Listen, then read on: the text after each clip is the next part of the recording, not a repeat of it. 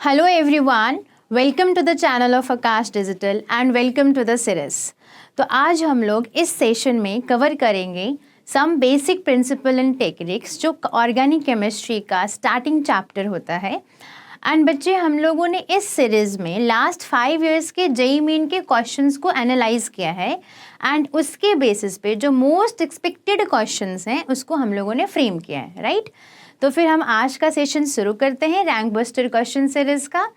And जैसे कि अगर मैं आपको इस चैप्टर के बारे में बताऊं, like organic chemistry some basic principles and techniques chapter के बारे में अगर हम बात करें बच्चे, तो लास्ट 5 इयर्स जेईई मेंस में अगर आप देखें तो इन 2025 वी हैव 53 क्वेश्चंस, मतलब 53 क्वेश्चन 2025 में आए थे फ्रॉम दिस चैप्टर। एंड अगर आप 2024 में देखेंगे तो इट इज़ 67 क्वेश्चंस आए थे इस चैप्टर में से। एंड 2021 में 45 क्वेश्चंस आए हुए हैं इस चैप्टर में से। एंड इन टोटल 234 क्वेश्चंस इस चैप्टर में से इन लास्ट 5 इयर्स आ चुके हैं। तो आप समझ सकते हैं कि ये चैप्टर जेईई मेंस के लिए कितना इम्पॉर्टेंट है, राइट। तो हम लोग शुरू करते हैं आज का सेशन। तो फर्स्ट, अगर आप सब टॉपिक के अकॉर्डिंग देखोगे तो जनरल ऑर्गेनिक केमिस्ट्री में जो अपने पास जो मेन टॉपिक होता है, जो हाईएस्ट वेटेज का टॉपिक होता है, that is inductive effect, mesomeric effect, hyper conjugation, acidic strength, basic strength, जो भी इलेक्ट्रॉनिक इफेक्ट्स होते हैं एंड उसके एप्लीकेशन, राइट। तो इनके ज़्यादा वेटेज आते हैं in previous JEE Mains years में भी। जेईई मेंस का जो क्वेश्चन पेपर है उसमें भी इन सबके क्वेश्चंस का काफ़ी हाई वेटेज रहा है। देन अगर आप बात करेंगे आइसोमेरिज्म वाला पार्ट, तो इसका भी वेटेज हाई है। एंड आइसोमेरिज्म में मोस्टली आपका स्टीरियो आइसोमर्स वाला पार्ट आता है, जिसमें enantiomers, diastereomers, R and S configuration, इन सब की बात की जाती है, राइट। और अगर हम लोग मीडियम वेटेज की बात करें तो मीडियम वेटेज में आपके पास क्वांटिटेटिव एंड क्वालिटेटिव एनालिसिस आता है, जिसमें प्योरिफिकेशन एंड एस्टिमेशन है, राइट। एंड जो आईयूपीएसी नॉमेनक्लेचर है उसका वेटेज लो होता है। तो अगर मैं इस पूरे पार्ट को समराइज करूं तो इस पूरे पार्ट में आपके पास इलेक्ट्रॉनिक इफेक्ट्स के क्वेश्चन सबसे मैक्सिमम आते हैं एंड उसके एप्लीकेशन का मतलब हुआ बॉन्ड लेंथ ऑर्डर निकालना है, फॉर एग्जाम्पल एसिडिक स्ट्रेंथ हो गया, बेसिक स्ट्रेंथ हो गया। तो ये सारी चीज़ें आती हैं जिनका वेटेज काफ़ी हाई रहता है। एंड देन आपका आइसोमेरिज्म पार्ट है, सबसे लिस्ट वेटेज जो है from this chapter it is IUPAC nomenclature. Okay, तो आज के सेशन का हम लोग पहला क्वेश्चन सॉल्व करते हैं। आईयूपीएसी नेम पूछा है बच्चे इस क्वेश्चन में। तो सिलेक्शन ऑफ मेन चेन की अगर हम बात करें तो यहाँ पर देखो आपके पास फंक्शनल ग्रुप है, इसके लिए 2 डिग्री सफिक्स क्या होता है, OL होता है, ऑल होता है। तो आपका जो मेन चेन है उस मेन चेन में फंक्शनल ग्रुप अगर प्रेजेंट है तो that should be the part of your main chain. And chain may और may not be the longest one, लेकिन फंक्शनल ग्रुप जो है वो आपका मेन चेन का पार्ट होना चाहिए। एंड देन अनसैचुरेशन अगर प्रेजेंट है तो आपको कोशिश करनी है कि आपको मैक्सिमम नंबर ऑफ अनसैचुरेशन को मेन चेन में लेकर चलना है। तो अगर हम इस क्वेश्चन में देखें तो फंक्शनल ग्रुप एंड अनसैचुरेशन दोनों को इंक्लूड करते हुए आपके पास जो मेन चेन बनेगा उसमें कितने कार्बन एटम होंगे, 1 2 3 4 5 6 7 कार्बन एटम होंगे, जिसके लिए रूट वर्ड क्या आएगा, हेप्ट आएगा। तो इसके लिए रूट वर्ड हेप्ट होगा, तो सभी में हेप्ट है, तो आप यहाँ से तो कुछ एलिमिनेट नहीं कर पाएंगे। उसके बाद अगर हम नंबरिंग की बात करें बच्चे, तो नंबरिंग का क्या सीक्वेंस होता है। तो इन केस ऑफ नंबरिंग आपको ध्यान में रखना होता है, सबसे ज़्यादा प्रायोरिटाइज करते हैं हम लोग फंक्शनल ग्रुप को। यानी कि अगर किसी ग्रुप में फंक्शनल ग्रुप प्रेजेंट है तो फंक्शनल ग्रुप को मिनिमम नंबर या मिनिमम लोकेंट मिलना चाहिए, ठीक है। उसके बाद फिर हम लोग किसको प्रायोरिटाइज करते हैं, अनसैचुरेशन को। नेक्स्ट हम लोग प्रायोरिटाइज करते हैं अनसैचुरेशन को, और अनसैचुरेशन में क्या आता है, डबल बॉन्ड और ट्रिपल बॉन्ड, दोनों को हम कंबाइंडली क्या बोलते हैं, अनसैचुरेशन बोलते हैं। उसके बाद अगर फंक्शनल ग्रुप और अनसैचुरेशन से भी अगर हम लोग डिफ्रेंशिएट नहीं कर पा रहे कि हमें किस डायरेक्शन से नंबरिंग करनी है, देन हम लोग यूज़ करते हैं सब्स्टिट्यूएंट। एंड अगर ये भी सेम है तो फिर आपको क्या यूज़ करना होता है, अल्फ़ाबेटिकल ऑर्डर, यानी कि सबसे लास्ट में अल्फ़ाबेटिकल ऑर्डर के अकॉर्डिंग हमें नेमिंग करनी होती है। बट ध्यान में रखना है आपको कि नंबरिंग करते टाइम सबसे पहले functional group, then unsaturation, then substituent and then अपने पास लास्ट में अल्फ़ाबेटिकल ऑर्डर। तो अगर हम यहाँ पर देखें तो सबसे पहले अगर आप यहाँ पे चेक करेंगे तो अगर मैं नंबरिंग बच्चे इस डायरेक्शन से करती हूँ, तो इस डायरेक्शन से अगर आप नंबरिंग करोगे तो एज आई सेड अर्लियर कि सबसे पहले फंक्शनल ग्रुप को मिनिमम लोकेंट देना होता है। तो यहाँ से अगर आप नंबरिंग करेंगे तो 1 2 3 4 फंक्शनल ग्रुप को क्या मिला है, 4 मिला है नंबरिंग। उसके बाद अगर मैं इस डायरेक्शन से अगर मैं नंबरिंग करूंगी तो 1 2 3 4 अगेन फंक्शनल ग्रुप को नंबरिंग क्या मिला है, 4 मिला है। तो आप यहाँ पर डिफ्रेंशिएट नहीं कर सकते कि आपको किस साइड से नंबरिंग करनी है। देन हम लोग कहाँ पे शिफ्ट होंगे, फिर हम लोग शिफ्ट होंगे अनसैचुरेशन पे। Double bond and triple bond दोनों को हम लोग अनसैचुरेशन में लेते हैं। तो आप इस कंडीशन के अकॉर्डिंग अगर आप इस डायरेक्शन से नंबरिंग करेंगे तो अनसैचुरेशन को 1 मिलेगा, अगर आप इस डायरेक्शन से नंबरिंग करोगे तो भी अनसैचुरेशन को 1 मिलेगा। एंड जो नेक्स्ट अनसैचुरेशन होगा दैट इज 1 2 3 4 5 6। यहाँ पर भी जो नेक्स्ट अनसैचुरेशन अगर आप यहाँ से नंबरिंग करेंगे तो भी क्या आ जाएगा, 6 आ जाएगा। यानी कि आप यहाँ से भी डिफ्रेंशिएट नहीं कर सकते। एंड देन आपके पास है सब्स्टिट्यूएंट। तो सब्स्टिट्यूएंट बच्चे हमारे पास इस कंपाउंड में देयर इज नो सब्स्टिट्यूएंट। तो अब हमें क्या करना होगा, फंक्शनल ग्रुप और अनसैचुरेशन दोनों साइड से नंबरिंग सेम है। देन उस कंडीशन में आप क्या फॉलो करेंगे, अल्फाबेटिकल ऑर्डर। यानी कि हमें डबल बॉन्ड को ज़्यादा प्रायोरिटाइज करना है as compare to triple bond, इसलिए हम लोग नंबरिंग कहाँ से शुरू करेंगे, फ्रॉम दिस साइड। तो इसको क्या मिलेगा 1, यहाँ से क्या होगा 2, इस कार्बन पे आ जाएगा 3, this is carbon number 4, this is carbon number 5, this is carbon number 6 and this is carbon number 7। I hope इतनी बातें आपको क्लियर हो गई होंगी। तो अब यहाँ पर देयर इज नो सब्स्टिट्यूएंट, तो अपने पास 2 डिग्री प्रीफिक्स भी नहीं आएगा। ये एक साइक्लिक कंपाउंड भी नहीं है, तो यहाँ पर 1 डिग्री प्रीफिक्स भी नहीं आएगा। यहाँ पे रूट वर्ड आएगा, रूट वर्ड यहाँ पे 7 कार्बन है, तो आपका रूट वर्ड क्या हो जाएगा, हेप्ट हो जाएगा। Root word is hept. उसके बाद क्या आता है आपके पास 1 डिग्री सफिक्स। नेचर क्या है, तो यहाँ पर फर्स्ट वाले कार्बन पे डबल बॉन्ड है एंड 6th वाले कार्बन पे ट्रिपल बॉन्ड है। तो हम लोग क्या यूज़ करेंगे, हेप्ट 1 इन, एंड देन अपने पास 6th नंबर पे ट्रिपल बॉन्ड है, उसके लिए आप यूज़ करेंगे 6 आइन। ठीक है, एंड देन अपने पास नेचर हो गया, 1 डिग्री सफिक्स हो गया। 1 डिग्री सफिक्स के बाद क्या होगा, 2 डिग्री सफिक्स। यहाँ पे फंक्शनल ग्रुप अपने पास क्या है, OH है। OH का 2 डिग्री सफिक्स क्या होता है, OL होता है। तो इसके लिए क्या आ जाएगा यहाँ पर OL। एंड कौन सा लोकेशन नंबर पे है बच्चे, it is on 4th location. तो अपने पास क्या होगा, हेप्ट 1 इन 6 एंड 4 ऑल। तो यहाँ से अपने पास आंसर क्या आ जाएगा, ऑप्शन नंबर 4। तो option number 4 is the correct answer. I hope आपको ये वाला पार्ट समझ में आ गया होगा। नेक्स्ट क्वेश्चन पे चलते हैं। अगर आप इस क्वेश्चन में देखेंगे तो इसमें आपसे पूछा हुआ है कि how many of the following compounds will show geometrical isomerism. तो बच्चे ज्योमेट्रिकल आइसोमेरिज्म शो करने की कंडीशन क्या होती है वो हम एक बार देख लेते हैं। तो अगर हम ज्योमेट्रिकल आइसोमेरिज्म की बात करें तो मेनली 2 टाइप के सिस्टम आपको एट लिस्ट पता होना चाहिए। पहला हमारे पास है, अगर हमारे पास डबल बॉन्डेड कार्बन आइटम है तो यहाँ पर अपने पास ग्रुप नंबर ए हुआ, this is group number B. यहाँ पर C एंड D मैंने लिखा फॉर एग्जाम्पल। तो यहाँ पर बच्चे A and B should be different, A and B आपस में डिफरेंट होना चाहिए। एंड यहाँ पर इस डबल बॉन्डेड एटम से भी C एंड D डिफरेंट होना चाहिए।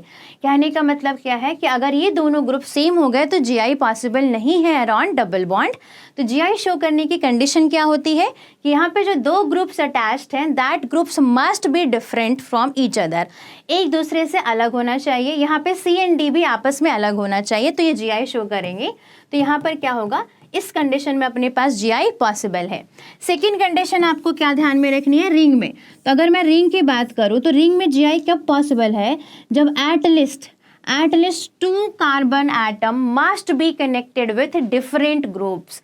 मतलब कम से कम 2 कार्बन एटम डिफरेंट ग्रुप से कनेक्टेड होगा, तब जाकर रिंग में या साइकिल में GI पॉसिबल है। जैसे कि फॉर एग्जांपल अगर हम यहाँ पर देखें तो बच्चे एक CH3 ग्रुप यहाँ पे मैंने अटैच किया है, और जो यहाँ पर नहीं दिख रहा है आपको दैट इज और हाइड्रोजन। यहाँ पर भी मैंने एक CH3 ग्रुप अटैच किया है एंड यहाँ पर एक हाइड्रोजन है। तो CH3 एंड H आपस में डिफरेंट है, CH3 एंड H यहाँ पर भी आपस में डिफरेंट है, तो ये GI शो करेगा। तो ये बात आपको पता होना चाहिए कि डबल बॉन्ड के अलॉन्ग GI शो करने के लिए the two groups must be connected with different groups, जो अपने पास डबल बॉन्डेड एटम है that must be connected with different groups, like A and B आपस में डिफरेंट होना चाहिए, सी एंड डी आपस में डिफरेंट होने चाहिए। और अगर हम रिंग की बात करें तो रिंग में जीआई तभी पॉसिबल है जब कम से कम at least 2 carbon atoms must be connected with different groups, यानी CH3 एंड H आपस में डिफरेंट है और यहाँ पर भी CH3 एंड H आपस में डिफरेंट है। थर्ड आप यहाँ पे याद रख सकते हैं, जैसे कि फॉर एग्जांपल अगर हम क्यूमुलेंस वाले सिस्टम की बात करें तो अगर odd number of pi bond होता है बच्चे, odd number of pi bond होता है तो फिर अपने पास जीआई पॉसिबल होता है। और अगेन आपको ध्यान में रखना है कि उस कंडीशन में भी हमें क्या ध्यान में रखना है कि जो भी डबल बॉन्डेड एटम से जो 2 ग्रुप कनेक्टेड होंगे that group must be different, ये दोनों ए एंड बी आपस में डिफरेंट होना चाहिए। यहाँ पर भी जो ग्रुप होंगे ए एंड बी या सी एंड डी वो सब आपस में, वो दोनों आपस में ग्रुप डिफरेंट होना चाहिए, ठीक है। तो ये आपको ध्यान में होना चाहिए, odd number of pi bond में शो होता है, इस बात का ध्यान में रखेंगे, ठीक है। तो अपने पास अगर odd number of pi bond होगा तो जीआई इज पॉसिबल। क्लियर है इतना पॉइंट? तो ये 3 सिस्टम हमने यहाँ पे समझा है, रिंग में डबल बॉन्ड केरॉन्ड एंड क्यूमुलेंस का जो सिस्टम होता है उसमें हम लोगों ने समझा है। अब यहाँ पर हम लोग चेक कर लेते हैं। तो यहाँ पर अगर आप देखोगे बच्चे तो इसमें डबल बॉन्डेड के अराउंड हाइड्रोजन है एंड Br प्रेजेंट है, हाइड्रोजन एंड Br आपस में डिफरेंट है। अगर मैं यहाँ पर चेक करूँ, इस कार्बन एटम के अराउंड चेक करूँ तो यहाँ पर बच्चे ये वाला group and this group are different group. आप कैसे देख सकते हैं यहाँ पे, अगर मैं यहाँ से एक लाइन को पास करूँ तो ये ऊपर वाला जो पार्ट है अबव द लाइन एंड नीचे वाला जो पार्ट है वो इक्वली बाइसेक्ट नहीं कर रहे हैं।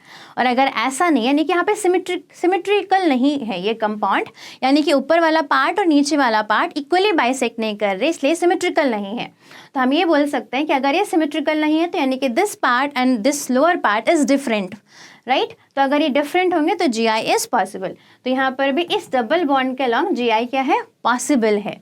अगर हम यहाँ पे चेक करें इस वाले कंपाउंड में तो यहाँ पर भी हाइड्रोजन एंड ब्रोमीन जो है वो आपस में डिफरेंट है। एंड यहाँ पर जो ये ग्रुप है फ्रॉम दिस पार्ट, अगर आप यहाँ पे बीच से इस कार्बन आइटम में की बात अगर हम करें तो अगर हम यहाँ पे एकदम मिडल से लाइन को पास करें तो upper part and lower part are different one.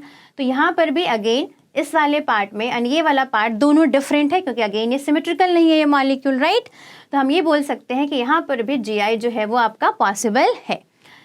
Third में अगर आप देखोगे बच्चे तो अगेन हाइड्रोजन एंड ब्रोमीन ये आपस में डिफरेंट हो गए।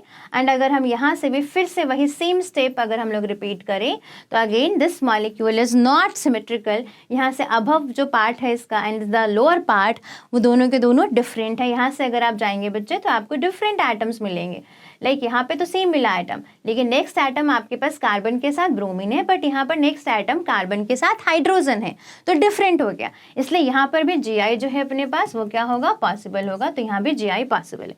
अगर आप इस क्वेश्चन में देखेंगे फोर्थ वाले में तो हाइड्रोजन एंड ब्रोमीन आपस में डिफरेंट है, नो इशू, लेकिन यहाँ पर ये मॉलिक्यूल भी सिमेट्रिकल है, यानी कि अपर part and lower part both part आपके पास सिमेट्रिकल है।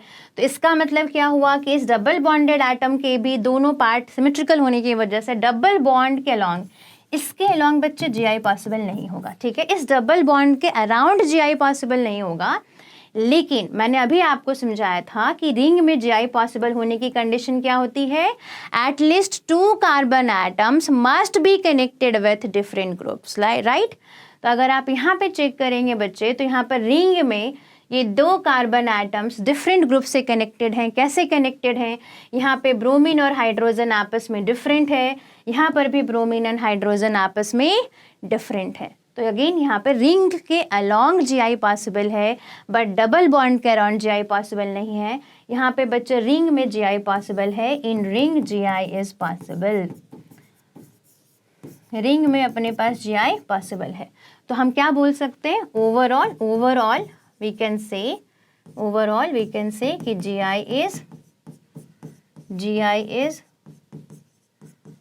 पॉसिबल।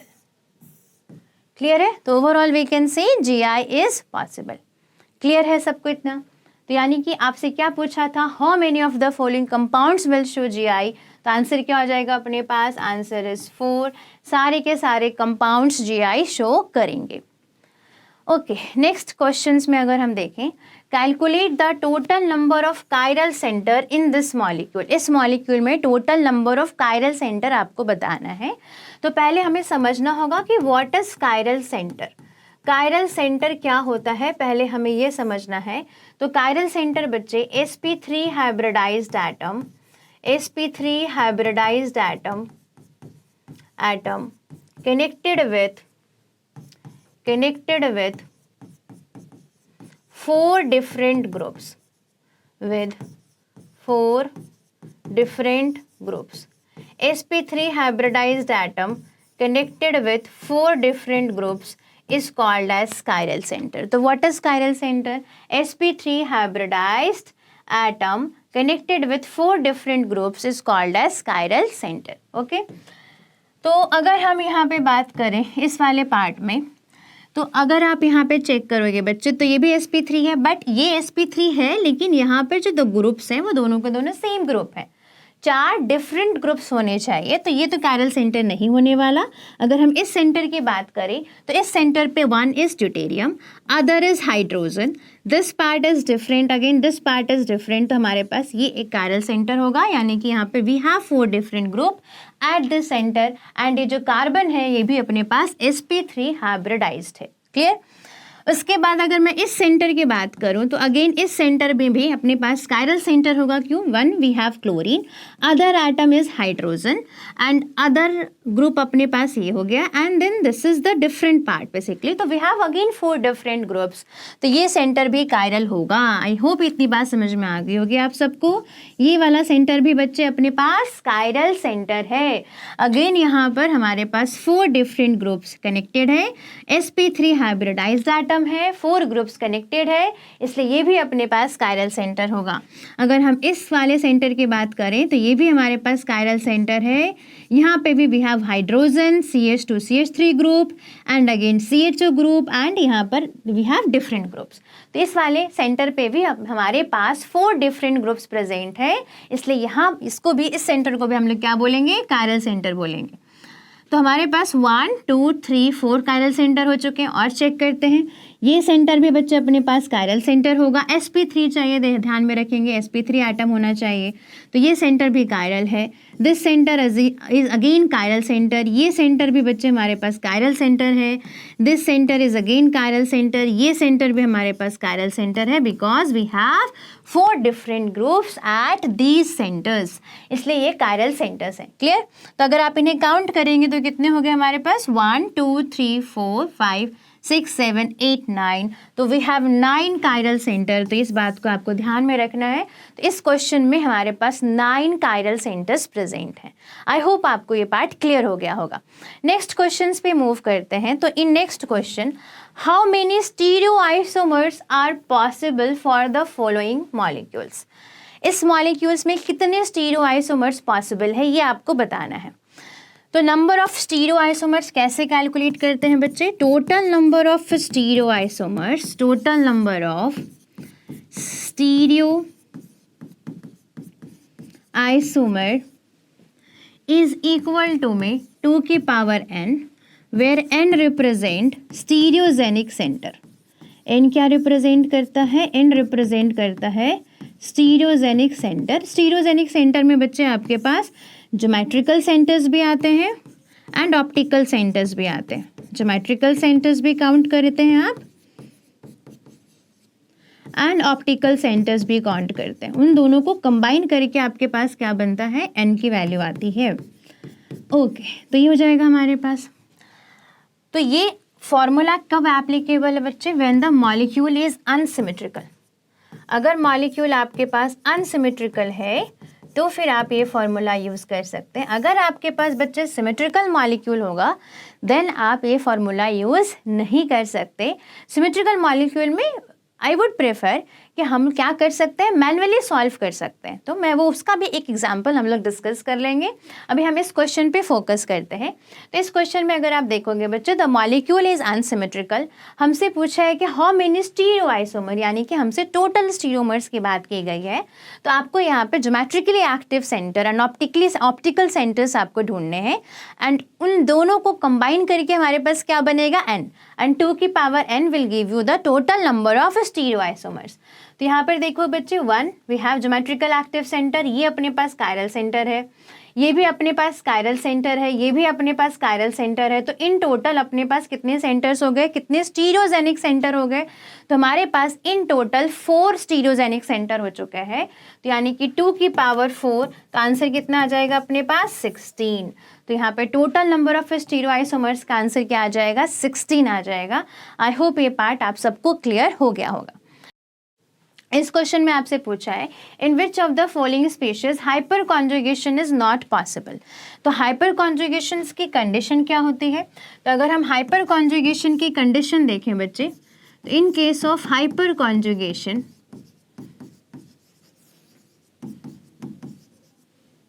अगर हम हाइपर कॉन्जुगेशन की कंडीशन देखें तो only sp3CH bond participate. Hyper conjugation में बच्चे सिर्फ sp3CH बॉन्ड ही पार्टिसिपेट करता है, इस बात को आप ध्यान में रखेंगे, only sp3CH bond participate. Clear है इतना। एंड ये हाइपर कॉन्जुगेशन वाला जो पार्ट है वो कहाँ कहाँ आपको लगा सकते हैं, कार्बोकटाइन में हम हाइपर कॉन्जुगेशन देखते हैं जनरली, कार्बोकटाइन हो गया, then we have free radical system, and then we have alkene system. अगर अपने पास अल्कीन है, पाई बॉन्डेड सिस्टम है, डबल बॉन्डेड सिस्टम है, तो उसमें भी हाइपर कॉन्जुगेशन पॉसिबल है। तो जनरली हम लोग इन 3 कंडीशंस में हाइपर कॉन्जुगेशन इफेक्ट्स देखते हैं, जिस पे आपको ध्यान देना है। तो अगर मैं यहाँ पर बात करूँ तो मैंने अभी आपको क्या बताया कि only sp3CH bond can participate in hyper conjugation. तो अगर बच्चे मैं यहाँ पर एक बार अल्कीन की बात करूँ, तो मान लो मेरे पास अल्कीन है, क्योंकि हमारे पास क्वेश्चन में बच्चे सब डबल बॉन्डेड सिस्टम है, पहले हम इसको एक बार कर लेते हैं, डबल बॉन्डेड है एंड कार्बोकटाइन वाला सिस्टम है। क्लियर। तो डबल बॉन्डेड सिस्टम की अगर हम बात करें बच्चे, तो only sp3CH bond can participate in hyper conjugation. Clear है इतना। तो अगर अपने पास हाइपर कॉन्जुगेशन शो कराना है तो at least we need 1 alpha hydrogen. What is alpha hydrogen, तो डबल बॉन्डेड एटम जिस कार्बन से कनेक्टेड है, in this case we have this carbon, तो डबल बॉन्डेड एटम जिस कार्बन से कनेक्टेड होता है, जिस sp3 कार्बन से कनेक्टेड होता है, उसको हम लोग क्या बोलते हैं, अल्फा कार्बन। यहाँ पे भी जो डबल बॉन्डेड एटम जिस sp3 कार्बन से कनेक्टेड होता है, उसको हम लोग क्या बोलते हैं, this is called as alpha carbon. And alpha carbon के पास जो हाइड्रोजन होगा उसको आप क्या बोलेंगे, अल्फा हाइड्रोजन बोलेंगे। तो यहाँ पर अगर आप देखोगे तो we have 3 alpha hydrogen, and यहाँ पर भी अपने पास अल्फा हाइड्रोजन है, यहाँ पे we have again 1 alpha hydrogen. तो इन टोटल इस अल्कीन में कितने अल्फा हाइड्रोजन हो गए, 4 अल्फा हाइड्रोजन हो गए। तो आप अल्फा हाइड्रोजन कैसे निकालते हैं, जो भी sp3 डबल बॉन्डेड एटम से कनेक्टेड जो sp3 कार्बन एटम है उसको हम अल्फा कार्बन एटम बोलते हैं, एंड अल्फा कार्बन एटम के पास जो हाइड्रोजन होगा उसको हम लोग क्या बोलेंगे, अल्फा हाइड्रोजन बोलेंगे। Only sp3CH bond participate in hyper conjugation. जितना ज़्यादा बच्चे नंबर ऑफ अल्फा हाइड्रोजन होगा, नंबर ऑफ अल्फा हाइड्रोजन जितना ज़्यादा होगा उतनी ज़्यादा मॉलिक्यूल की स्टेबिलिटी होती है। तो stability is again directly proportional to number of alpha hydrogen. इस बात को ध्यान में रखेंगे। अगर मान लो कि कहीं हाइपर कॉन्जुगेशन हो रहा है तो कि कौन सा स्ट्रक्चर ज़्यादा स्टेबल होगा, जिसमें हाइपर कॉन्जुगेटिव स्ट्रक्चर्स ज़्यादा बनेंगे। यानी कि हम ये बोल सकते हैं कि number of alpha hydrogen is again directly proportional to number of hyper conjugative structures. तो बस इतनी सी बातों को हमें ध्यान में रखना है। तो number of conjugative hyper conjugative structures. Clear है इतना पॉइंट सबको। तो हमने इस पूरे स्लाइड में क्या क्या सीखा कि sp3CH बॉन्ड सिर्फ हाइपर कॉन्जुगेशन में पार्टिसिपेट करते हैं। इन 3 सिस्टम में आप हाइपर कॉन्जुगेशंस को ऑब्जर्व करते हैं। हाइपर कॉन्जुगेशन में अल्फा कार्बन यानी कि we should have alpha hydrogen, at least 1 alpha hydrogen होना चाहिए हाइपर कॉन्जुगेशन को शो करने के लिए। तो यहाँ पर अगर आप देखेंगे बच्चे तो यहाँ पर sp3 कार्बन आइटम है जिसके पास 3 अल्फा हाइड्रोजन है, इस sp3 कार्बन आइटम के पास we have only 1 alpha hydrogen.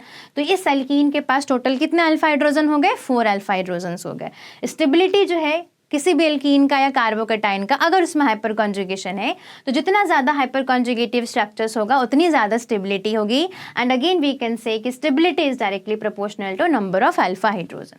तो अगर हम इस क्वेश्चन की बात करें बच्चे, तो in which of the following species hyperconjugation is not possible पूछा गया है। तो अगर आप देखो तो यहाँ पर भी sp3 कार्बन है एंड एटलीस्ट 1 हाइड्रोजन होना चाहिए टू शो हाइपर कॉन्जुगेशन। तो इस मॉलिक्यूल में हाइपर कॉन्जुगेशन हो जाएगा। अगर हम देखें तो यहाँ पर भी एल्कीन है, this is sp3 carbon atom and इसके पास हाइड्रोजन आइटम है, तो at least we needed 1 alpha hydrogen to show hyper conjugation. यानी कि यहाँ पर भी we have 1 alpha hydrogen for this part and again we have 1 alpha hydrogen for this part. तो यहाँ पे इस स्ट्रक्चर में हाइपर कॉन्जुगेशन हो सकता है। अब अगर मैं इस फोर्थ वाले स्ट्रक्चर्स की बात करूँ बच्चे, तो ये कार्बोकेटाइन है। तो अगर अपने पास कार्बोकेटाइन है ना, तो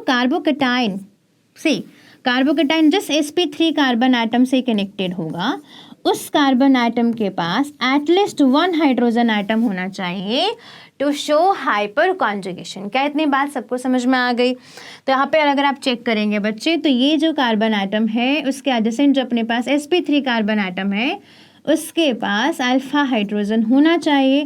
तो अगर हम यहाँ पे देखें तो we have 6 alpha hydrogen in this case, यानी कि यहाँ पर भी हाइपर कॉन्जुगेशन जो है वो पॉसिबल है। तो फर्स्ट में भी पॉसिबल है, सेकंड में भी हाइपर कॉन्जुगेशन पॉसिबल है, थर्ड में जैसे कि मैंने आपको बोला बच्चे, इस कार्बोकेटाइन के एडजेसेंट sp3 आइटम होना चाहिए। और वो भी sp3 आइटम कौन सा होना चाहिए? sp3 बॉन्ड ही सिर्फ पार्टिसिपेट करता है, तो sp3 कार्बन आइटम होना चाहिए। यहाँ पर बच्चे हाइपर कॉन्जुगेशन पॉसिबल नहीं है। तो in which of the following species hyperconjugation is not possible? तो correct answer is option number 3। Option number 3 में हाइपर कॉन्जुगेशन पॉसिबल नहीं है, बाकी सब में हाइपर कॉन्जुगेशन पॉसिबल है। क्लियर? नेक्स्ट क्वेश्चन पे मूव करते हैं।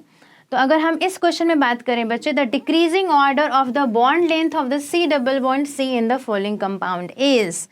तो decreasing order of the bond length आपसे पूछा गया है, तो हम इस चीज़ को कैसे रिलेट कर सकते हैं? देखो, अगर मैं सबसे पावरफुल इफेक्ट की बात करूं, तो सबसे पावरफुल इफेक्ट का जो ऑर्डर है हमारे पास, पावरफुल इफेक्ट का ऑर्डर, तो वो अपने पास कौन सा इफेक्ट सबसे ज़्यादा पावरफुल होता है? Resonance effect. ठीक है, रेजोनेंस इफेक्ट ज़्यादा पावरफुल होता है बच्चे। रेजोनेंस के बाद अपने पास आता है hyper conjugation and hyper conjugation के बाद आता है इंडक्टिव इफेक्ट। ठीक है, तो रेजोनेंस इफेक्ट ज़्यादा पावरफुल होता है एंड देन अपने पास हाइपर कॉन्जुगेशन इफेक्ट आता है एंड देन इंडक्टिव इफेक्ट आता है।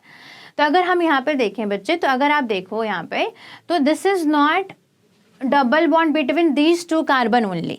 यहाँ पर क्या हो रहा है? रेजोनेंस हो रहा है, डीलोकलाइजेशन हो रहा है। पाई सिग्मा पाई का कॉन्जुगेशन है, तो यहाँ पर क्या होगा? अगर कॉन्जुगेशन है बच्चे तो वहाँ पर रेजोनेंस होगा। तो यहाँ पर रेजोनेंस होता है एंड रेजोनेंस की वजह से ये स्ट्रक्चर बच्चे आपको कुछ ऐसा दिखेगा। ये वाला पाई बॉन्ड इधर शिफ्ट हो गया, ये वाला पाई बॉन्ड इधर आ गया, यानी कि यहाँ पे पॉजिटिव, यहाँ पे this one and this one. ठीक है, तो अगर आप इसका रियल स्ट्रक्चर्स बनाएंगे बच्चे, तो यहाँ पे जो डबल बॉन्ड कैरेक्टर है वो थ्रू और दीज कार्बन्स फैले हुए हैं। ठीक है, इन 4 कार्बन्स पे डबल बॉन्ड कैरेक्टर फैला हुआ है। तो हम ये नहीं बोल सकते कि डबल बॉन्ड जो है वो सिर्फ इन दोनों कार्बन एटम्स के बीच में प्रेजेंट है। क्लियर है ये पॉइंट? तो रेजोनेंस होने की वजह से बच्चे यहाँ पे डबल बॉन्ड कैरेक्टर क्या हो रहा है? डिक्रीज हो रहा है बिकॉज ऑफ द रेजोनेंस। ये जो डबल बॉन्ड, अगर ये डबल बॉन्ड रेजोनेंस में पार्टिसिपेट करेगा तो सिंपल सी बात है, जब ये डीलोकलाइज होगा तो यहाँ पे सिंगल बॉन्ड कैरेक्टर भी आएगा। तो हम क्या बोल सकते हैं कि अगर रेजोनेंस की वजह से डबल बॉन्ड कैरेक्टर हमारा डिक्रीज होता है, अगर डबल बॉन्ड कैरेक्टर रेजोनेंस की वजह से डिक्रीज हो रहा है, तो हम क्या कह सकते हैं कि उसमें बॉन्ड लेंथ हमारी इंक्रीज हो जाएगी, क्योंकि डबल बॉन्ड की बॉन्ड लेंथ ज़्यादा होती है एंड सिंगल बॉन्ड की बॉन्ड लेंथ कम होती है। राइट? तो हम इसमें क्या बोल सकते हैं? बिकॉज ऑफ द रेजोनेंस, यहाँ पर क्योंकि डबल बॉन्ड डीलोकलाइज हो रहे हैं, कॉन्जुगेशन में है इसलिए डीलोकलाइज हो रहे हैं, डीलोकलाइज हो रहे हैं, तो हम ये बोल सकते हैं कि डबल बॉन्ड कैरेक्टर हमारा डिक्रीज हो रहा है। और अगर डबल बॉन्ड कैरेक्टर डिक्रीज हो रहा है तो बॉन्ड लेंथ इंक्रीज होगी। आप सबको पता होना चाहिए बच्चे कि जो बॉन्ड ऑर्डर है, bond order it is inversely proportional to bond length. Bond order is inversely proportional to bond length. I hope ये चीज़ें आप सबको समझ में आ रही होंगी। क्लियर है इतना? तो रेजोनेंस की वजह से डबल बॉन्ड कैरेक्टर डिक्रीज हो रहा है, और डबल बॉन्ड कैरेक्टर अगर डिक्रीज हो रहा है तो बॉन्ड लेंथ इंक्रीज हो रही है। तो सबसे ज़्यादा रेजोनेंस किस में है? थर्ड में है। तो थर्ड में सबसे ज़्यादा रेजोनेंस होने की वजह से थर्ड में डबल बॉन्ड कैरेक्टर ज़्यादा डिक्रीज हो रहा है, और वी कैन से कि थर्ड में डबल बॉन्ड कैरेक्टर ज़्यादा इंक्रीज हो रहा है तो इसकी बॉन्ड लेंथ सबसे ज़्यादा होगी। डिक्रीजिंग ऑर्डर आपसे पूछा है तो थर्ड की बॉन्ड लेंथ सबसे ज़्यादा होगी। थर्ड के बाद किसका नंबर आएगा बच्चे? फर्स्ट, क्योंकि इसमें भी रेजोनेंस हो रहा है, अभी मैंने आपको एक्सप्लेन किया। बट सेकेंड एंड फोर्थ में बच्चे there is no resonance. Second and fourth में रेजोनेंस नहीं है। इसमें क्या प्रेजेंट है? हाइपर कॉन्जुगेशन प्रेजेंट है। अगर आप देखेंगे बच्चे तो सेकेंड में वी हैव 3 + 3 6। यहाँ पे भी बच्चे 2 हाइड्रोजन आइटम होंगे, यहाँ पे भी 2 हाइड्रोजन आइटम होंगे। तो हम क्या बोल सकते हैं? 3 + 3 6, 6 + 2 8 एंड अगेन 2 यानी कि 10। यहाँ पर 10 अल्फा हाइड्रोजन प्रेजेंट है बच्चे।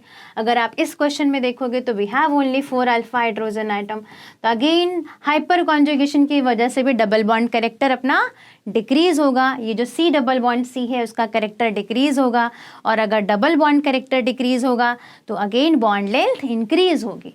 तो हम ये बोल सकते हैं कि सेकंड में क्योंकि अल्फा हाइड्रोजन ज़्यादा है तो सेकंड में हाइपर कॉन्जुगेटिव स्ट्रक्चर ज़्यादा होगा, इसलिए इसमें सेकंड में बॉन्ड लेंथ अपने पास ज़्यादा आएगा एंड फोर्थ में बॉन्ड लेंथ सबसे कम आएगा। तो आंसर क्या हो जाएगा अपने पास? Option number 2। क्लियर है इतना सबको? Due to resonance in hyper conjugation double bond character decreases and bond length increases. Clear? तो आंसर इज सेकेंड वन। अगर हम इस वाले क्वेश्चन से बात करें तो इसमें क्या पूछा हुआ है कि how many of the following are aromatic compounds. इनमें से कितने कंपाउंड एरोमेटिक हैं ये आपसे पूछा गया। क्लियर है ये पॉइंट? तो एरोमेटिक कंपाउंड्स कितने हैं ये हम कैसे डिसाइड करेंगे? तो इसके लिए सबसे पहले हमें समझना होगा, हम वन बाय वन सारे कंपाउंड्स को स्टडी करते हैं। सबसे पहले हमें ये समझना है कि एरोमेटिक कंपाउंड्स हम किसे बोलते हैं। तो now what is aromatic compounds?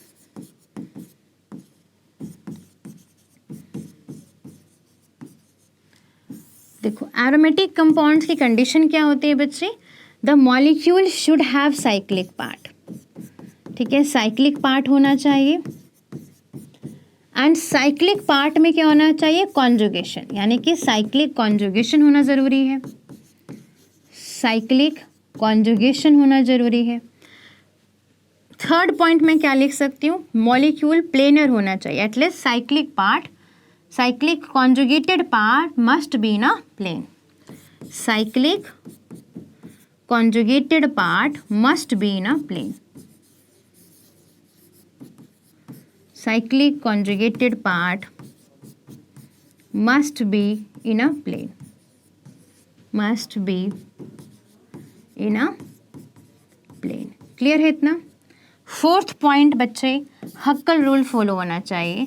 हक्कल rule follow होना चाहिए। ठीक है, हक्कल रूल फॉलो होना चाहिए। हक्कल रूल क्या होता है बच्चे हमारे पास? 4n + 2 pi electron rule. ठीक है, दिस इज हक्कल रूल। तो एरोमेटिक कंपाउंड्स की अगर हम बात करें तो एरोमेटिक कंपाउंड्स में ये चारों के चारों पार्ट्स बच्चे हमारे पास कंप्लीट होना चाहिए। मॉलिक्यूल में साइक्लिक पार्ट होना चाहिए and within the cyclic part complete conjugation होना चाहिए। क्लियर है इतना? कंप्लीट कॉन्जुगेशन होना चाहिए and cyclic conjugated part must be in a plane. Plane में होना ज़रूरी है, तभी हमारे पास वो कंपाउंड एरोमेटिक कहलाएगा। एंड हक्कल रूल फॉलो होना चाहिए। हक्कल रूल का मतलब बच्चे 4n + 2 pi electron rule follow होना चाहिए। तो हमें चारों स्टेटमेंट्स को वन बाय वन सभी कंपाउंड्स पे हम यूज़ करते हैं। सबसे पहला कंपाउंड अगर आप देखोगे बच्चे तो again this is pyrrole ring. अब यहाँ पे नाइट्रोजन के पास क्या प्रेजेंट है? Lone pair. अब लोन पेयर सिग्मा पाई का क्या है हमारे पास? कॉन्जुगेशन है। Loan pair sigma pi, right? This is again lone pair sigma pi sigma lone pair. There is complete conjugation. तो हम क्या बोल सकते हैं कि इस पूरे साइक्लिक है मॉलिक्यूल, इस पूरे साइक्लिक पार्ट में कंप्लीट कॉन्जुगेशन है। तो दो कंडीशन तो हमारे पास सेटिस्फाइड हो गई एंड साइक्लिक कॉन्जुगेटेड पार्ट हमारे पास प्लेन में भी है, तो थर्ड कंडीशन भी हमारे पास सेटिस्फाइड हो गई। आप एक चीज़ याद रख सकते हैं कि अगर किसी रिंग में प्रॉपर साइक्लिक कॉन्जुगेशन है, कंप्लीट साइक्लिक कॉन्जुगेशन है, तो if number of carbon atoms in a ring is 6 and less than 6 तो वो रिंग हमेशा प्लेनर होगा। कंडीशन इज कि अगर इस पूरे रिंग में साइक्लिक कॉन्जुगेशन प्रॉपर है, तो अगर नंबर ऑफ कार्बन एटम 6 है या लेस देन 6 है तो वो आपका हमेशा प्लेन में ही होगा। क्लियर है? उसके बाद वाले कार्बन एटम्स भी प्लेन में हो भी सकते हैं, नहीं भी हो सकते हैं, वो we will see. But at least 6 number of carbon atoms अगर प्रेजेंट रहता है रिंग में तो वो हमेशा प्लेनर होता है। ओके तो अगर हम यहाँ पे देखें तो लोन पेयर सिग्मा पाई प्रॉपर कॉन्जुगेशन है बच्चे। अब यहाँ पे जो लोन पेयर है वो क्योंकि कॉन्जुगेशन में है तो रेजोनेंस में पार्टिसिपेट कर रहा है। तो यहाँ पे जो हक्कल रूल में जो हमने लिखा ना 4n+2 पाई इलेक्ट्रॉन्स, इसमें जितने भी इलेक्ट्रॉन्स रेजोनेंस में पार्टिसिपेट कर रहे हैं, जितने भी डीलोकलाइज्ड इलेक्ट्रॉन्स हैं, उन सभी को हमें काउंट करना होता है। क्लियर? तो यहाँ पे पाई बॉन्ड में 4 इलेक्ट्रॉन्स और एक लोन पेयर कितने हो गए 6 इलेक्ट्रॉन। तो यहाँ पे 6 इलेक्ट्रॉन आएगा, तो अगर आप n की वैल्यू 1 पुट करेंगे तो अपने पास क्या आ जाएगा 6 पाई इलेक्ट्रॉन आ जाएगा, यानी कि this compound is aromatic in nature. तो ये कंपाउंड हमारे पास एरोमेटिक है। क्लियर है ये पॉइंट? सेम यहाँ पर देखेंगे तो अगेन साइक्लिक है, कॉन्जुगेटेड सिस्टम है, loan pair sigma pi sigma lone pair का प्रॉपर कॉन्जुगेशन है, साइक्लिक पार्ट है, 6 पाई इलेक्ट्रॉन है। यहाँ पर अगर आप n की वैल्यू 1 पुट करेंगे तो 6 आ जाएगा। ध्यान रखिए आप इस n की वैल्यू को 0 से लेकर इन्फिनिटी तक कुछ भी पुट कर सकते हैं। क्लियर है इतना? तो हमारे पास this compound is again aromatic because we have 6 pi electron. 6 pi electron है जो डिलोकलाइजेशन में या कॉन्जुगेशन में प्रेजेंट है। क्लियर? अगर हम यहाँ पर देखें तो अगेन ये कंपाउंड भी हमारे पास क्या हो जाएगा बच्चे, this compound is again aromatic in nature because again lone pair sigma pi sigma lone pair. तो again we have conjugated system, cyclic part है, प्लेनर सिस्टम है। यहाँ पर 1 लोन पेयर इसका पार्टिसिपेट हो रहा है, 2 पाई बॉन्ड है, यानी कि वी हैव 6 पाई इलेक्ट्रॉन। तो यहाँ भी 6 पाई इलेक्ट्रॉन है, तो this compound is again aromatic in nature because it follow हक्कल rule. एक चीज़ और ध्यान में रखना है आपको, अगर किसी एटम के पास 1, 2 या 2 से ज़्यादा लोन पेयर प्रेजेंट है तो उस कंडीशन में रेजोनेंस में बच्चे सिर्फ एक ही लोन पेयर पार्टिसिपेट करता है। जैसे कि इस एग्जाम्पल में सल्फर के पास 2 लोन पेयर प्रेजेंट है, but at the time of resonance only 1 lone pair जो है वो पार्टिसिपेट करेगा, इतना ध्यान रखिएगा। एंड जो लोन पेयर पार्टिसिपेट करता है उसको हम लोग हक्कल रूल में काउंट करते हैं, यानी कि उसमें हमें डीलोकलाइज्ड इलेक्ट्रॉन्स में हम उसे काउंट करते हैं। यहाँ पर अगर आप देखेंगे बच्चे तो यहाँ पे भी loan pair sigma pi sigma lone pair proper conjugation है, साइक्लिक पार्ट है, प्लेनर पार्ट है। और यहाँ पे अगेन कितने पाई इलेक्ट्रॉन पार्टिसिपेट कर रहे हैं, 2 + 2 4 प्लस ये लोन पेयर 6। तो अगेन 6 पाई इलेक्ट्रॉन कर रहे हैं। यहाँ पे भी again this system is aromatic in nature.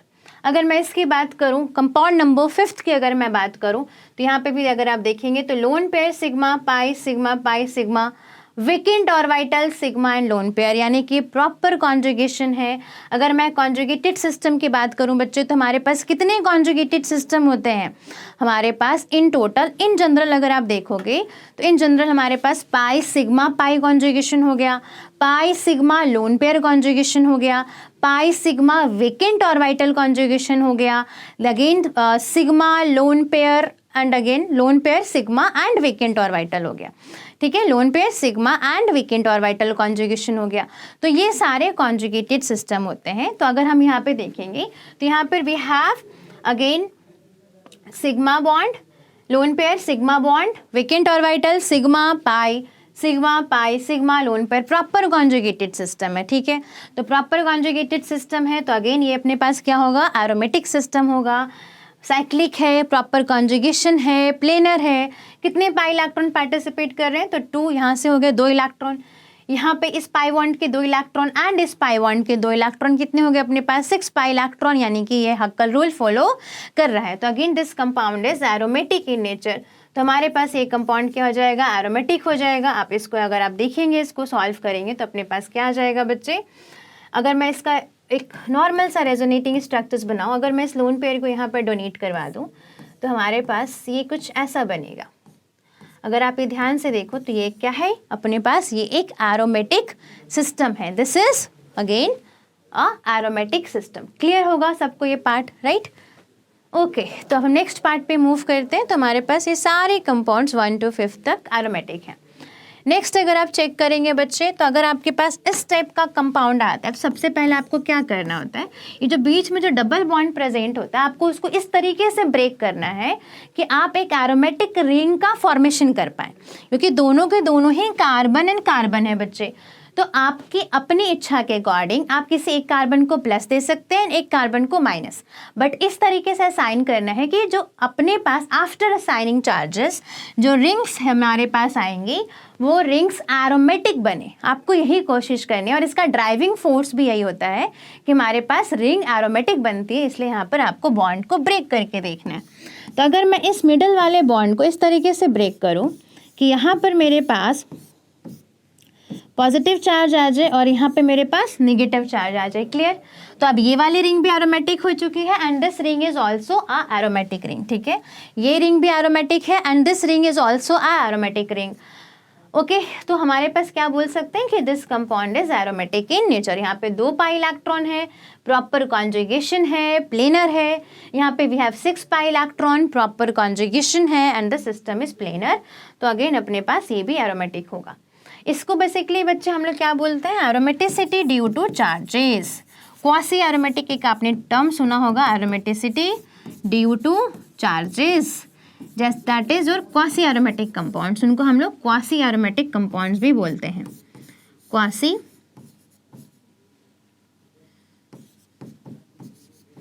Aromatic compounds.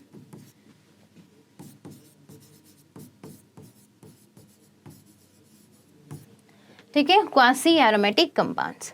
अब हम इस सिस्टम की बात करते हैं। अब ये अपने पास एरोमेटिक होगा या नहीं होगा, तो this is not a aromatic compound. कैसे, देखो यहाँ पे कॉन्जुगेशन है बट कितने पाई इलेक्ट्रॉन पार्टिसिपेट कर रहे हैं, 4 पाई इलेक्ट्रॉन है ना, 2 + 2 we have only 4 pi electron. तो ये अपने पास एरोमेटिक नहीं होगा। आई होप इतनी बात क्लियर हो गई होगी। अगर मैं इस सिस्टम की बात करूं बच्चे, तो ये प्रिडिन है, दिस इज प्रिडिन मॉलिक्यूल। यहाँ पे भी प्लेनर है सिस्टम, पाई सिग्मा पाई का प्रॉपर कॉन्जुगेशन है। तो कितने पाई इलेक्ट्रॉन पार्टिसिपेट कर रहे हैं, 3 पाई बॉन्ड कॉन्जुगेशन में है, तो अपने पास 6 पाई इलेक्ट्रॉन हो जाएगा। तो again this compound is aromatic in nature. तो ये अपने पास एरोमेटिक है। यहाँ पर अगर आप देखोगे बच्चे, तो इस वाले कंपाउंड में we have 4 pi electron, conjugation है, प्लेनर है, बट 4 पाई इलेक्ट्रॉन है। तो ये अपने पास क्या हो जाएगा, एंटी एरोमेटिक। क्योंकि एंटी एरोमेटिक क्या होते हैं, एंटी एरोमेटिक और एरोमेटिक में डिफरेंस क्या होता है बच्चे, जैसे मैंने आपको एरोमेटिक कंपाउंड्स का बताया, एंटी एरोमेटिक कंपाउंड्स में तीनों पॉइंट्स अपने पास सेम होंगे।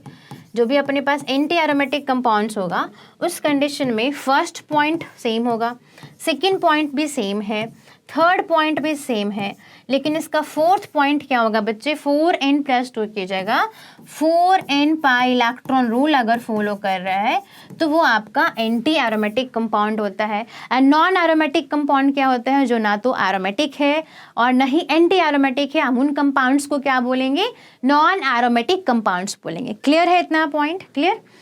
तो यहाँ पर अगर आप देखोगे बच्चे, तो 4 पाई इलेक्ट्रॉन है, तो 4 पाई इलेक्ट्रॉन का मतलब क्या हो गया कि कौन सा रूल फॉलो कर रहा है, 4n pi electron rule follow कर रहा है। n की जगह अगर मैं 1 रखूंगी तो मेरे पास 4 पाई इलेक्ट्रॉन रूल आ जाएगा एंड 4 पाई इलेक्ट्रॉन रूल का मतलब it is anti aromatic in nature. अगर मैं इस कंपाउंड की बात करूं तो ये भी मेरे पास क्या होगा, एंटी एरोमेटिक होगा। क्यों एंटी एरोमेटिक होगा, क्योंकि अगेन यहाँ पे 4 पाई इलेक्ट्रॉन्स है, यानी कि यहाँ पे 4n पाई रूल फॉलो हो रहा है, ना कि हक्कल रूल। ठीक है, हक्कल रूल फॉलो नहीं हो रहा है, that's why this is anti aromatic in nature. Clear. तो ये हमारे पास एंटी एरोमेटिक हो गए। अगर मैं यहाँ पर बात करूँ बच्चे, this is basically cyclic molecule है, ये ऑक्टाटेट्राइन। ठीक है, दिस इज ऑक्टाटेट्राइन। ठीक है, दिस इज ऑक्टाटेट्राइन, साइक्लिक मॉलिक्यूल है।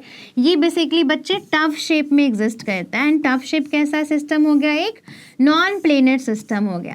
आपको देखने में क्या लग रहा होगा कि यहाँ पे 4 पाई बॉन्ड्स है, यानी कि 8 पाई इलेक्ट्रॉन, यानी कि this should be anti aromatic, but ये एंटी एरोमेटिक नहीं है, क्योंकि एंटी एरोमेटिक होने के लिए भी क्या कंडीशन चाहिए होता है, एंटी एरोमेटिक होने के लिए भी हमें मॉलिक्यूल को बेसिकली प्लेनर होना चाहिए। क्लियर है इतना। But this molecule is non planar, it exist in tough shape.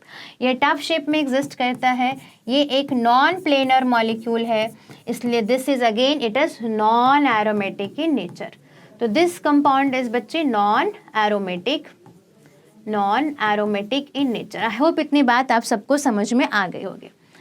Next पे आते हैं, इस कंपाउंड की अगर मैं बात करूं बच्चे, तो ये भी मेरे पास एक नॉन एरोमेटिक नेचर है, नॉन एरोमेटिक कंपाउंड है। क्यों ये नॉन एरोमेटिक कंपाउंड है, क्योंकि it exist in these format. ठीक है, तो अगेन ये इस फॉर्म में एग्जिस्ट करता है।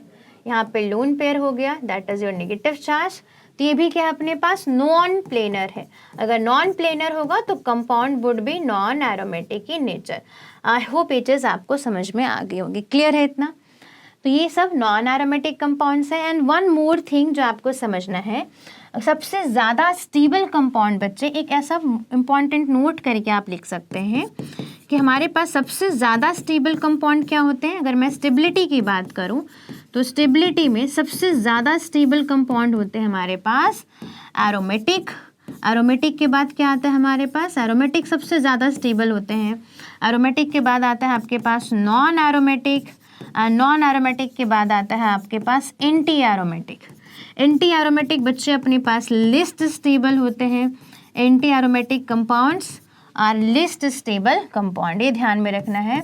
ये अपने पास लिस्ट स्टेबल होते हैं जो एंटी एरोमेटिक कंपाउंड होते हैं। And anti aromatic list stable होते हैं and it does not exist at room temperature. कई बार क्वेश्चन आता है कि विच of the following compound does not exist at room temperature. तो याद रखिएगा कि अपने पास एंटी एरोमेटिक कंपाउंड जो होते हैं वो रूम टेम्परेचर पर एग्जिस्ट नहीं करते हैं। आई होप इतना पॉइंट आप सबको क्लियर हो गया होगा। ओके, तो इसमें इस क्वेश्चन में हमसे क्या पूछा था कि कितने एरोमेटिक कंपाउंड्स है, राइट, कि how many of the followings are aromatic compounds. तो फर्स्ट स्लाइड्स में first 5 compounds all are aromatic. यहाँ पर अपने पास 6th वाला कंपाउंड एरोमेटिक था एंड देन यस 6th वाला कंपाउंड हमारे पास एरोमेटिक है एंड देन 8th वाला कंपाउंड हमारे पास एरोमेटिक है। तो आंसर क्या हो जाएगा बच्चे यहाँ पे 7। ठीक है, तो 7 कंपाउंड्स हैं इनमें जो हमारे पास एरोमेटिक है। एंड वन एक्स्ट्रा इन्फॉर्मेशन जो मैं आपको देना चाहती हूँ, इसके अलावा बच्चे फिर aromatic, anti aromatic and non aromatic में कुछ भी नहीं बचा है। बेंजाइन सिस्टम की अगर हम बात करें तो बेंजाइन सिस्टम कैसा सिस्टम है, इट इज़ बेसिकली एरोमेटिक। अगर किसी ने आपसे पूछा तो ये कैसा है, ये एक एरोमेटिक सिस्टम है, ये आप याद रखेंगे। बट ये अनस्टेबल है, ये अनस्टेबल है यानी कि रूम टेम्परेचर पर एग्जिस्ट नहीं करता। ये एक ऐसा एक्सेप्शनली आप इसको याद रख सकते हैं कि एक ऐसा एरोमेटिक कंपाउंड है जो कि स्टेबल नहीं है, अनस्टेबल है। बाकी in general all aromatic compounds are highly stable. Clear है आपको?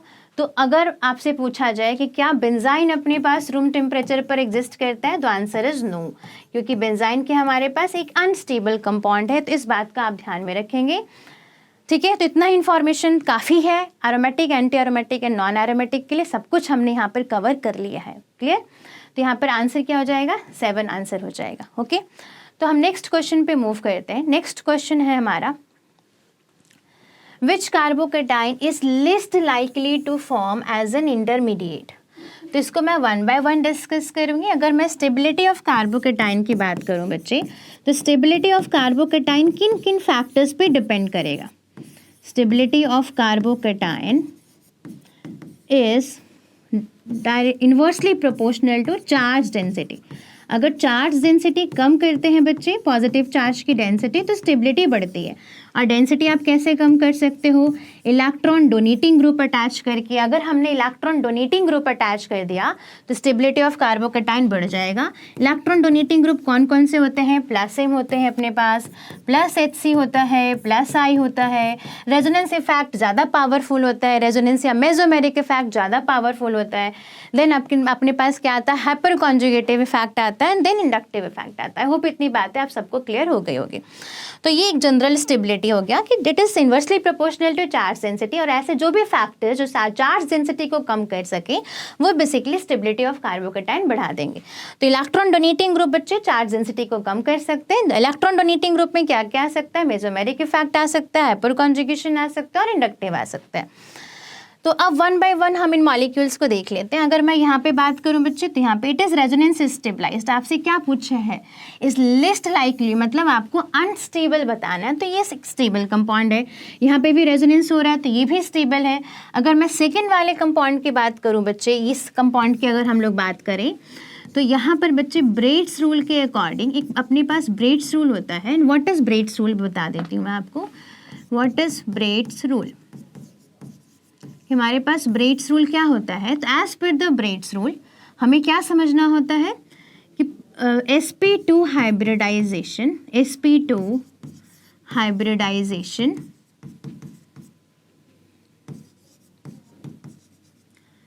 at bridgehead position या bridgehead location at bridgehead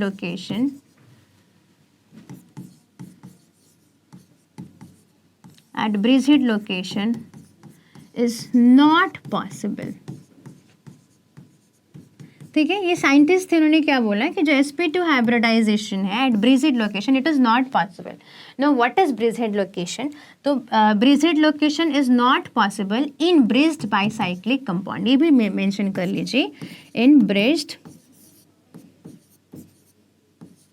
bicyclic compound, in bridged bicyclic compound. तो बच्चे देखिए, अगर मान लीजिए ये अपने पास इस टाइप का सिस्टम है, ये सिस्टम कैसा है, जैसा ये जो अपने हमारे पास बना है ना, मैंने इसी को इस तरीके से बनाया है। यहाँ से जो बीच वाला कार्बन है इसको जस्ट थोड़ा सा ऊपर की तरफ पुल करेंगे आप, तो ये ऐसा दिखेगा। तो इस कंडीशन में अगर आप देखोगे बच्चे, ठीक है, ये इसका पार्ट हो गया। अगर हम इस कंडीशन में देखें,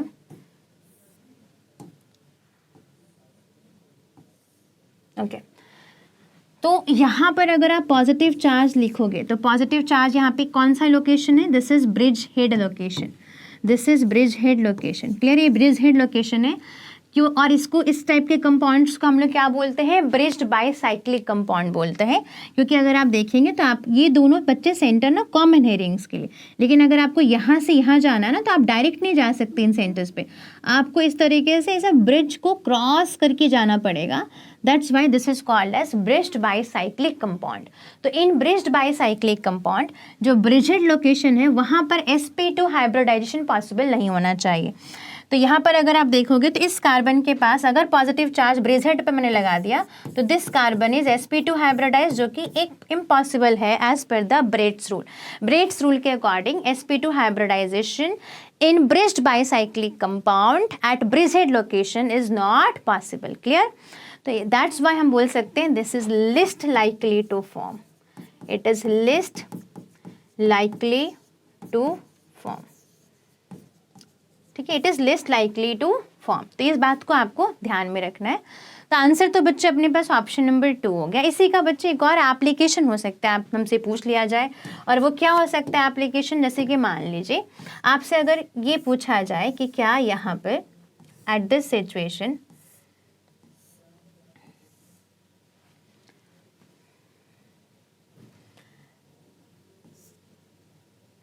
क्या इस कंडीशन में इस हाइपर कॉन्जुगेशन जो है बच्चे, क्या इस मॉलिक्यूल में, अगर आपसे पूछा जाए कि क्या इस मॉलिक्यूल में हाइपर कॉन्जुगेशन पॉसिबल है, तो आपका आंसर क्या होगा? नो, क्योंकि हमें यहाँ पे sp3 एटम तो दिख रहा है और यहाँ पर हाइड्रोजन भी दिख रहा है। sp3 हाइब्रिडाइज्ड एटम के पास हाइड्रोजन है, वी हैव 1 अल्फा हाइड्रोजन। इस साइड में बच्चे दोनों के दोनों मिथाइल ग्रुप है, तो इस कंडीशन में हाइपर कॉन्जुगेशन पॉसिबल नहीं है, क्योंकि जब आप इसका हाइपर कॉन्जुगेटिव स्ट्रक्चर्स बनाने जाएंगे तो यहाँ पर क्या हो जाएगा अपने पास, इस कंडीशन में फिर हमारे पास आ जाएगा at this location we will have a sp2 hybridization. ठीक है, यहाँ पर क्या आ जाएगा फिर sp2 हाइब्रिडाइजेशन आ जाएगा।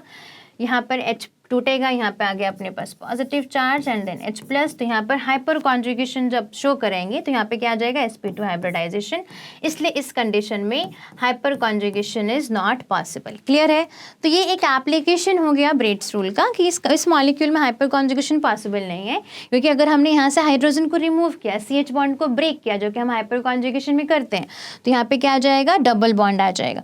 और अगर यहाँ पे डबल बॉन्ड आया बच्चे तो बहुत सोचने वाली बात है, जस्ट अ मिनट, अगर यहाँ पे डबल बॉन्ड आया तो इस कंडीशन में हमारे पास यहाँ पे क्या बन जाएगा? ये आपका निगेटिव हो जाएगा बच्चे। बॉन्ड टूट के ना इधर गया, डबल बॉन्ड इधर शिफ्ट हुआ, this should be your negative bond. Okay, तो अगर यहाँ पे डबल बॉन्ड आ गया तो यानी कि sp2 hybridisation, and sp2 hybridisation अगर है तो सिंपल सी बात है, वहाँ पे ब्रेड्स रूल के according it is not possible. Clear?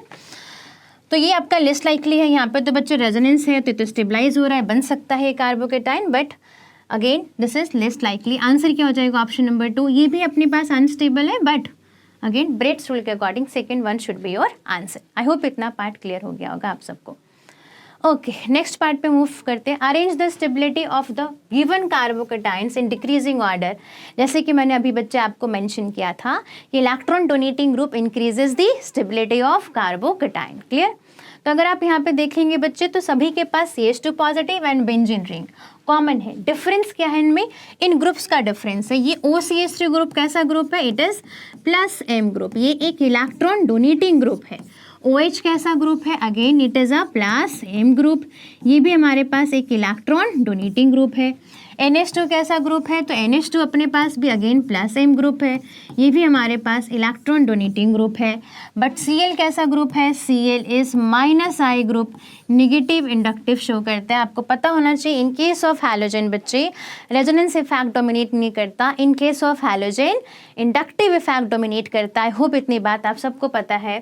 तो यहाँ से अगर हम देखेंगे तो electron donating group increases the stability of carbocation. This is electron withdrawing group and electron withdrawing group decreases the stability of carbocation. तो इसका मतलब क्या होगा कि फोर्थ में स्टेबिलिटी बच्चे सबसे लिस्ट होगी। डिक्रीजिंग ऑर्डर पूछा है तो फोर्थ में स्टेबिलिटी सबसे ज़्यादा लिस्ट होगी। थर्ड ऑप्शन आपका एलिमिनेट हो गया। और अगर हम यहाँ पे बात करें OCH3, OH एंड NH2 इन तीनों में, तो अगर आप यहाँ पे देखेंगे बच्चे तो ऑक्सीजन की इलेक्ट्रोनेगेटिविटी ज़्यादा होती है एज कंपेयर टू नाइट्रोजन। तो क्योंकि नाइट्रोजन की इलेक्ट्रोनेगेटिविटी कम है, ऑक्सीजन की इलेक्ट्रोनेगेटिविटी ज़्यादा है, तो इसकी वजह से अगर मैं इलेक्ट्रोनेगेटिविटी का ऑर्डर आपसे पूछूं तो ऑक्सीजन की ज़्यादा है, नाइट्रोजन की कम है, तो ये मोर डोनेट करेगा, more donation as compare to oxygen, more donation as compare to oxygen due to lesser electronegativity. ठीक है, ऑक्सीजन के कंपैरिजन में इसकी इलेक्ट्रोनेगेटिविटी कम है, इस वजह से ये डोनेशन ज़्यादा करेगा। आई होप ये पॉइंट क्लियर हो गया होगा। तो सबसे लिस्ट स्टेबल कौन होगा? Fourth one. सबसे ज़्यादा स्टेबल कौन होगा अपने पास? Third one. तो यहाँ पे third one is should be your most stable. तो आंसर तो बच्चे आ गया अपने पास second. Third should be most stable, fourth should be least stable, और अपने पास फिर थर्ड के बाद किसका नंबर आएगा? OH and then OCH3। Clear है आप सबको? आई होप क्लियर हो गया होगा। Option number is 2 is correct answer. Okay, next part में बढ़ते हैं बच्चे। अगर यहाँ पे देखें तो यहाँ पे क्या पूछा हुआ है आपसे? The decreasing order of the basicity among the following is. तो यहाँ पे बेसिक स्ट्रेंथ के बारे में बात की जा रही है। तो अगर हम बेसिक स्ट्रेंथ के बारे में बात करें बच्चे तो बेसिक स्ट्रेंथ किन किन फैक्टर्स पे डिपेंड करता है? देखो, बेसिक स्ट्रेंथ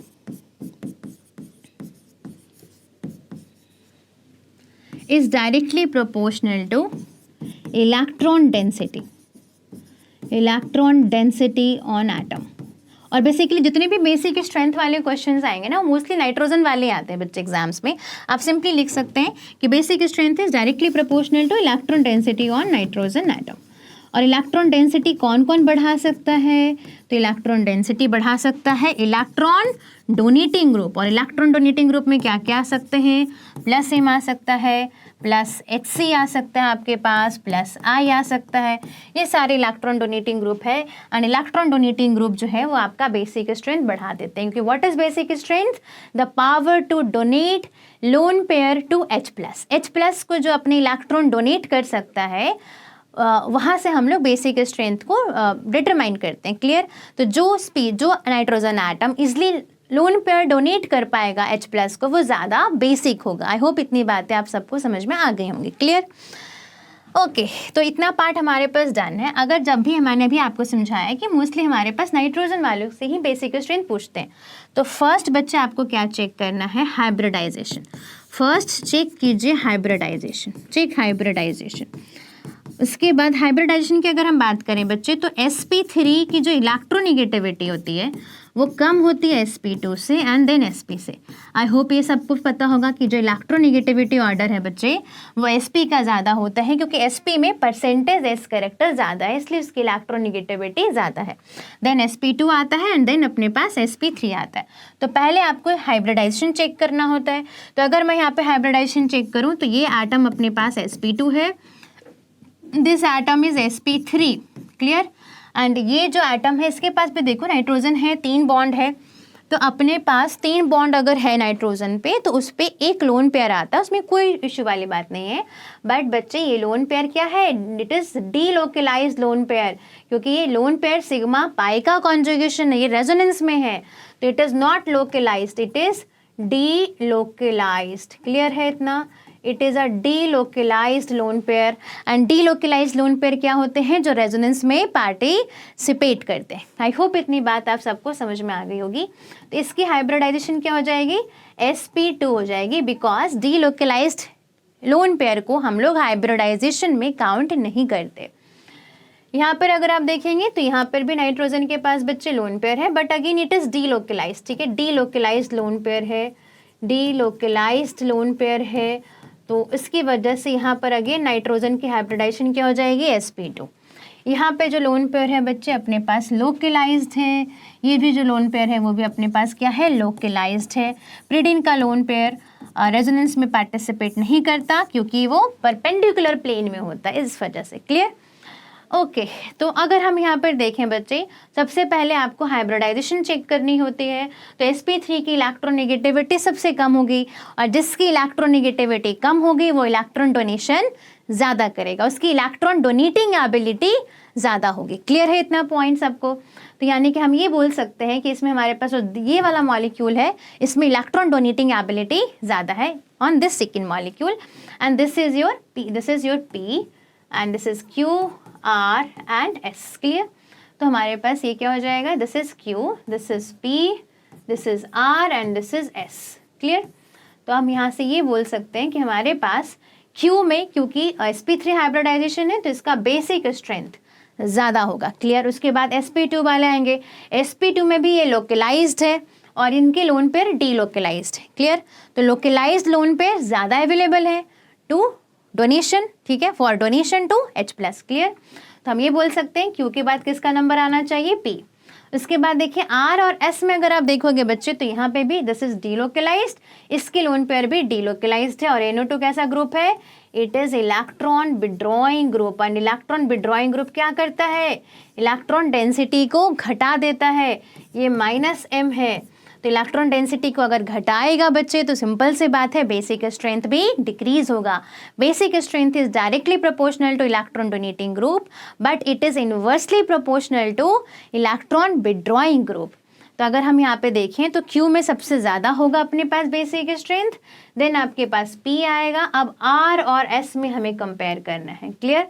तो अगर बच्चे आप R एंड S में चेक करेंगे तो R में हमारे पास डीलोकलाइज्ड हो रहा है, CO के बीच में हो रहा है। यहाँ पे देखिए दोनों डायरेक्शन में बच्चे स्ट्रॉन्ग इलेक्ट्रॉन विड्रॉइंग ग्रुप लगे हुए हैं, 2 इलेक्ट्रॉन विड्रॉइंग ग्रुप लगा हुआ है। जो CO है अपने पास ये भी कैसा ग्रुप है, again it is a electron withdrawing group. बच्चे ये भी क्या शो कर रहा है, -m शो कर रहा है। ये जो CO है वो भी कैसा है अपने पास, ये भी एक इलेक्ट्रॉन विड्रॉइंग ग्रुप है और ये भी क्या शो कर रहा है, -m शो कर रहा है। तो आप ये सोचिए कि यहाँ पर दो -m ग्रुप अटैच्ड हैं, तो ऑब्वियस है this should be your list basic. And उसके सबसे पहले कौन आ जाएगा, S, एंड उसके बाद क्या आएगा आपके पास, R। तो S के बाद हमारा ऑर्डर क्या होना चाहिए, R, यानी कि QPSR का ऑर्डर होना चाहिए। आई होप इतनी बातें आप सबको समझ में आ गई होंगी। ठीक है, तो आंसर क्या हो जाएगा अपने पास, option number 3। Option number 3 is the correct option. Clear?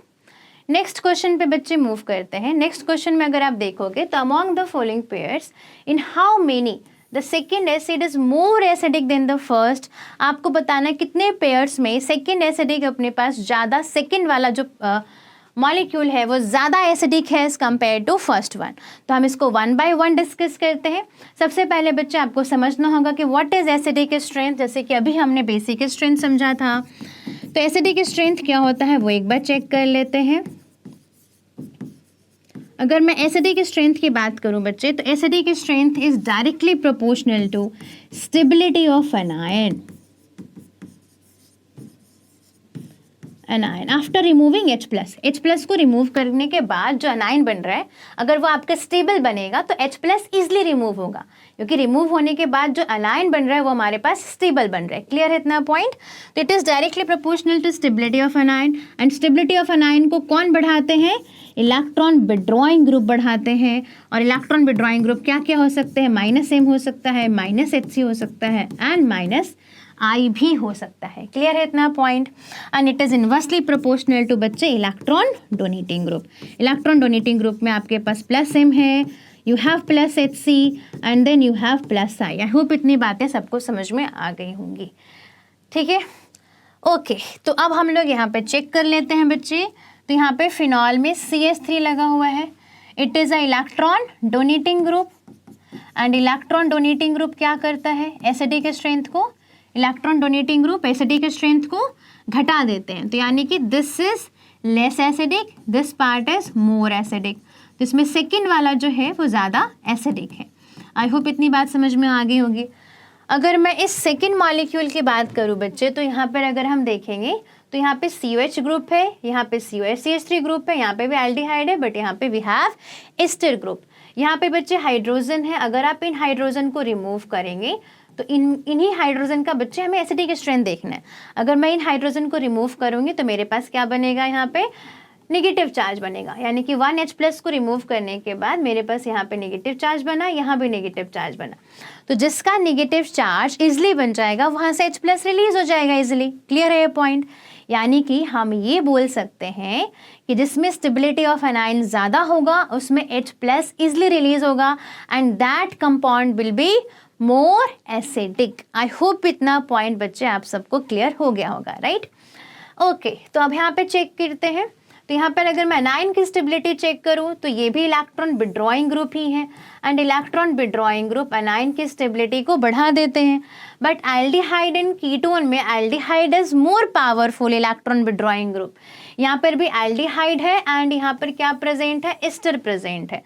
तो अगर मैं -M का ऑर्डर लगाऊं बच्चे, अगर हम लोग -M का ऑर्डर देखें तो एल्डिहाइड एंड ईस्टर में बच्चे एल्डिहाइड में ज़्यादा होता है -M effect as compare to ester. ठीक है, ईस्टर ग्रुप से ज़्यादा होता है -M का ऑर्डर। क्यों?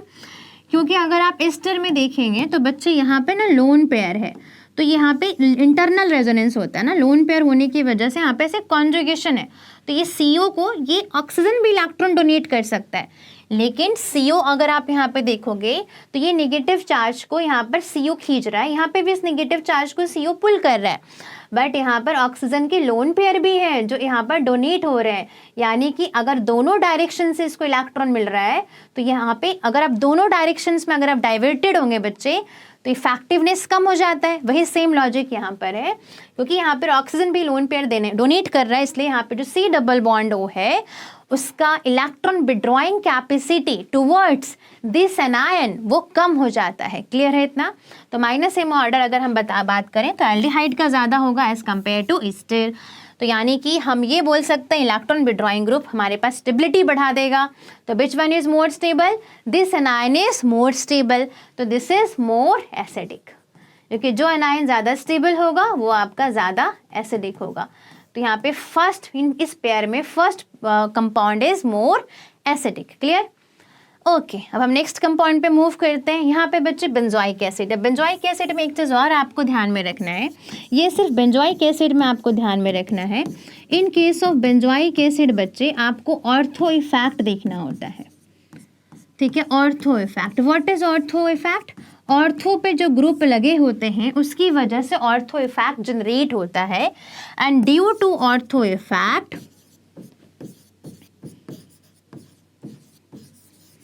ortho effect acidic strength increases। Acidic strength increase होता है due to ortho effect, acidic strength increases. Clear है? तो ऑर्थो इफेक्ट की वजह से एसिडिक स्ट्रेंथ इंक्रीज होता है, तो आपको ये चीज़ समझनी है।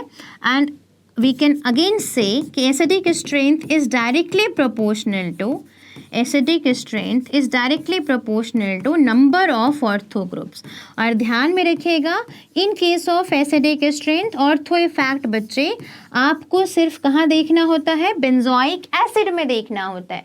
इस बात का आप ध्यान में रखेंगे। क्लियर है इतना? तो due to ortho effect acidic strength increases and acidic strength is directly proportional to number of ortho groups.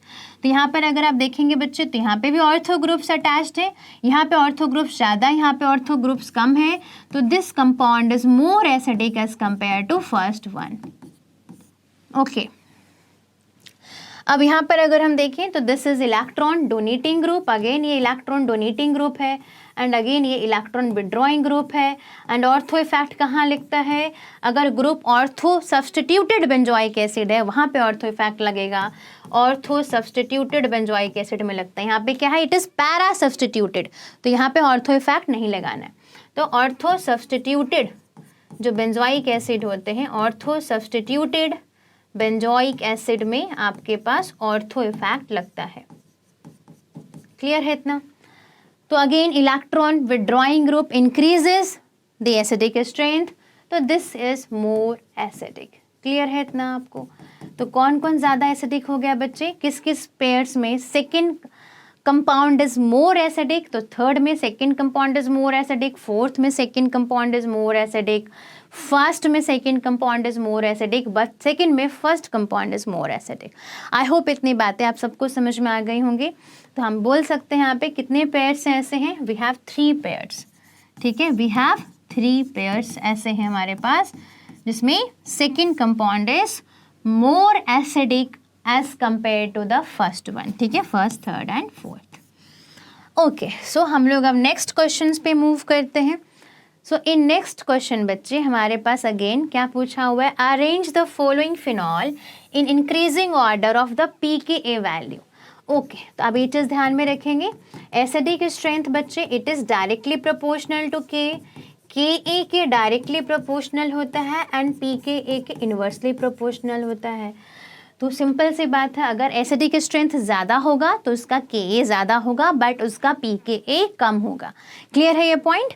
Okay, तो हम लोग अब इन कंपाउंड्स के रिस्पेक्ट में डिस्कस कर लेते हैं। तो अगर हम इस कंपाउंड्स को देखें बच्चे, इन कंपाउंड्स को, तो कंपाउंड नंबर 1 में OH-NO2 ग्रुप मेटा पे है, तो यहाँ पे क्या लगा रहा है बच्चे, -I। अगर विद रिस्पेक्ट टू OH अगर वो ग्रुप ऑर्थो एंड पैरा पे होगा तो वहाँ पे -M लगेगा, मेटा पे -I लगता है, इंडक्टिव लग पाएगा। ठीक है, रेजोनेंस इफेक्ट जो है बच्चे वो ऑर्थो एंड पैरा पे लगता है एंड इंडक्टिव इफेक्ट मेटा पे लगता है। और इंडक्टिव इफेक्ट ऐसा नहीं कि ऑर्थो एंड पैरा पे नहीं लग रहा है, ऑर्थो एंड पैरा पे भी इंडक्टिव इफेक्ट लग रहा है, बट क्योंकि इंडक्टिव एंड रेजोनेंस में रेजोनेंस इज मोर पावरफुल, इसलिए हम लोग रेजोनेंस इफेक्ट को कंसिडर करते हैं। ओके, तो यहाँ पे क्या होगा अपने पास -M, यहाँ पे भी पैरा पे है, again it is showing -M effect.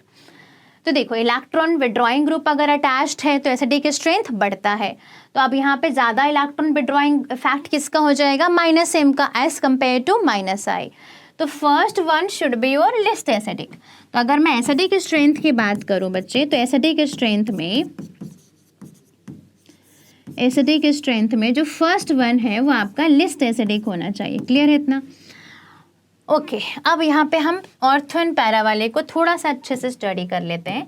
अगर मैं ऑर्थो वाला कंपाउंड अगर मैं यहाँ पे बनाऊँ बच्चे, तो ऑर्थो में अगर आप ध्यान देंगे तो यहाँ पे बच्चे हाइड्रोजन बॉन्डिंग हो रहा है। ठीक है, so we have hydrogen bonding, right. तो यहाँ पे हमारे पास हाइड्रोजन बॉन्डिंग हो रहा है, this is hydrogen bonded molecule. ठीक है, तो यहाँ पर हाइड्रोजन बॉन्ड बन रहा है। पैरा में तो ऐसा कुछ नहीं है। ठीक है, there is no hydrogen bond in para. तो यहाँ पे पैरा में कोई हाइड्रोजन बॉन्ड नहीं, यहाँ पर हाइड्रोजन बॉन्ड है।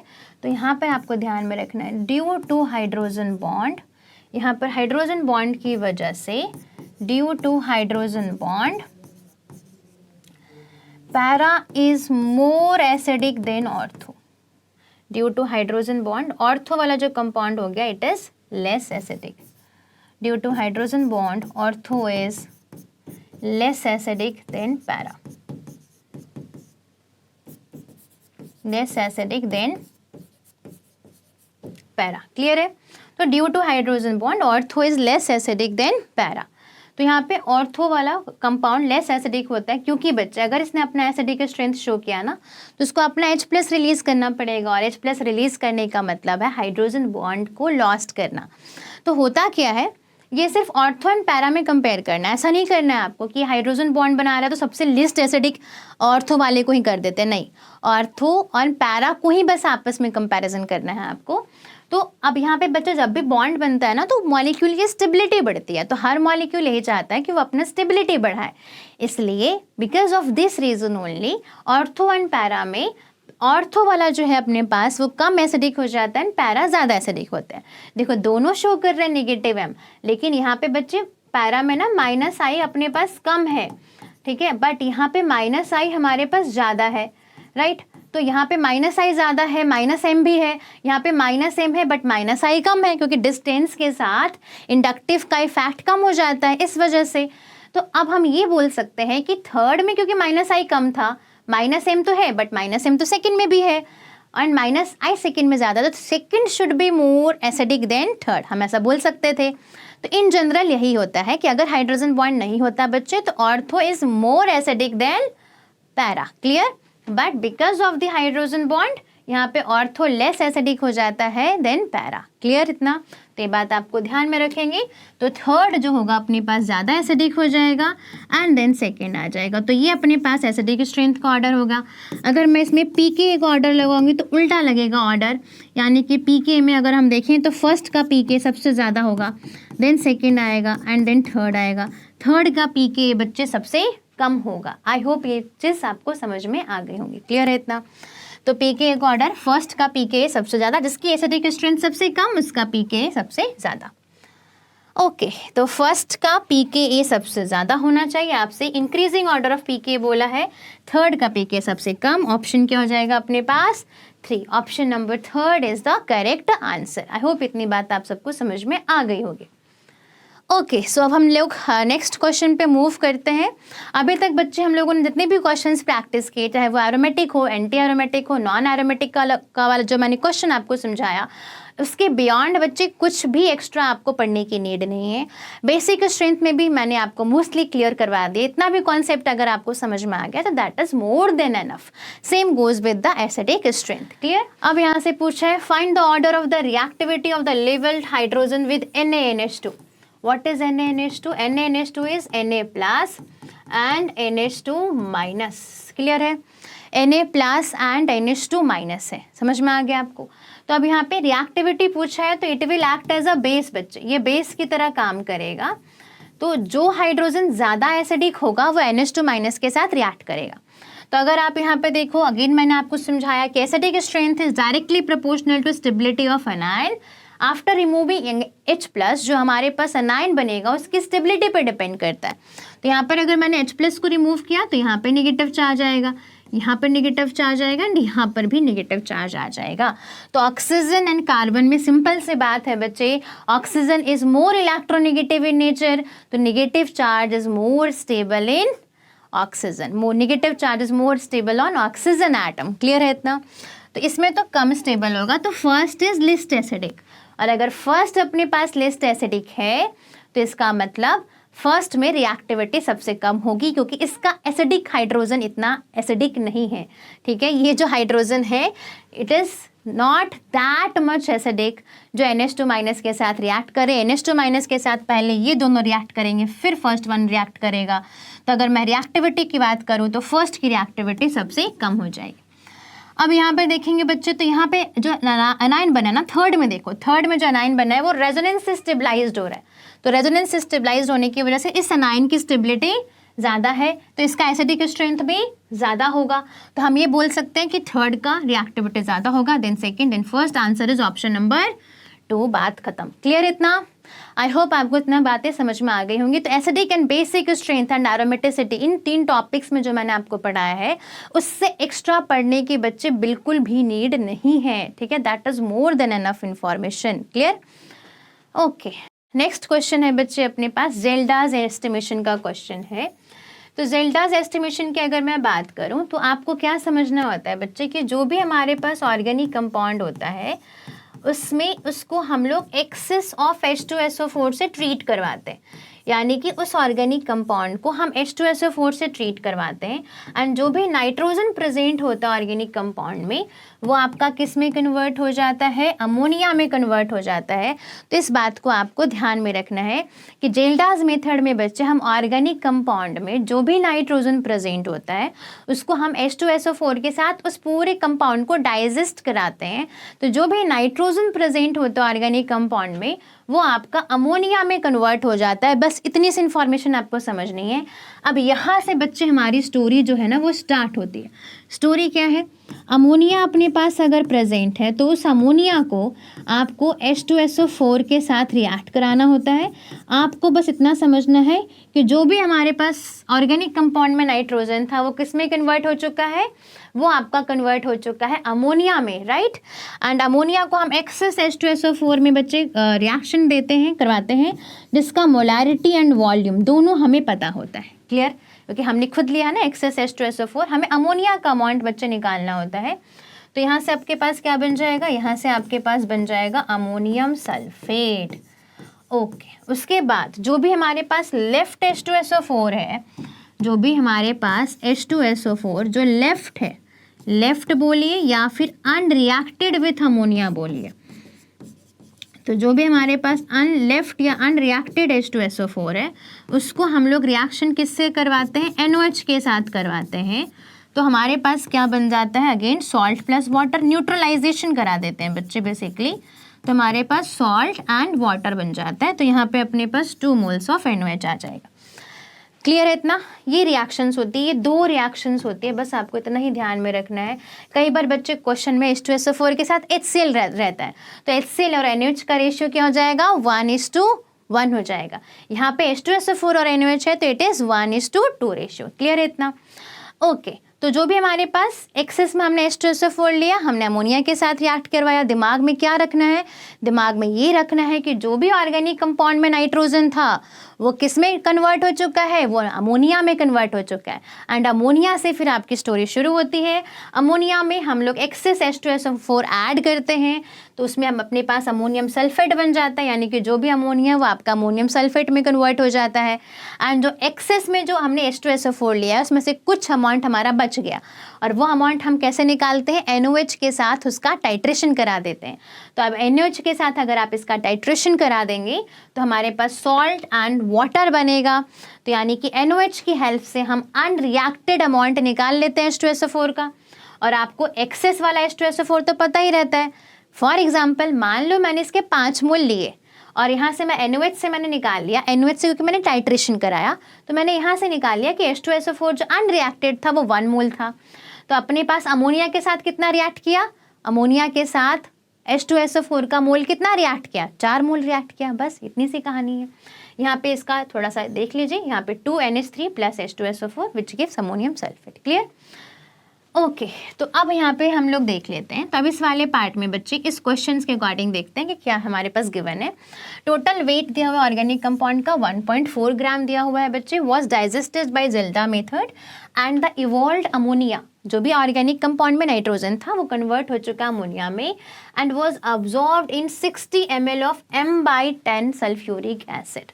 60 ml of M/10 sulphuric acid के साथ हमने रिएक्शन करवाया, यानी कि हमारे पास जो H2SO4 जो है वो एक्सेस वाला, एज पर दिस रिएक्शन वो एक्सेस वाला H2SO4 है, और वो कितना हमारे पास 60 ml of what, it is 1/10 molar. ठीक है, 60 ml ऑफ 1/10 मोलर है। The unreacted acid required 20 ml of M/10 molar sodium hydroxide. इन्होंने सोडियम हाइड्रोक्साइड के बारे में बताया है कि जो अनरिएक्टेड एसिड है उसको कितना सोडियम हाइड्रोक्साइड लगा है। तो अनरिएक्टेड एसिड को 20 ml of M/10 sodium hydroxide लगा है, यानी कि सोडियम हाइड्रोक्साइड कितना यूज़ हो गया इस अनरिएक्टेड H2SO4 को न्यूट्रलाइज करने में, 20 ml of 1/10 molar. I hope इतनी बातें समझ में आ गई होंगी। ये डेटा आपको गिवन है और आपको परसेंटेज निकालना है। कैसे निकालोगे बच्चे, बहुत सिंपल सा लॉजिक है। यहाँ पर हमारे पास जो H2SO4 है उसके कितने मिलीमोल्स हो गए, आप सबको पता है बच्चे, मोलारिटी इनटू वॉल्यूम करोगे ना तो आपके पास मोल आता है। तो अगर वॉल्यूम ml में है तो मोल मिली मोल में आएगा। तो 60 इंटू 1 मतलब अपने पास 6 मिली मोल।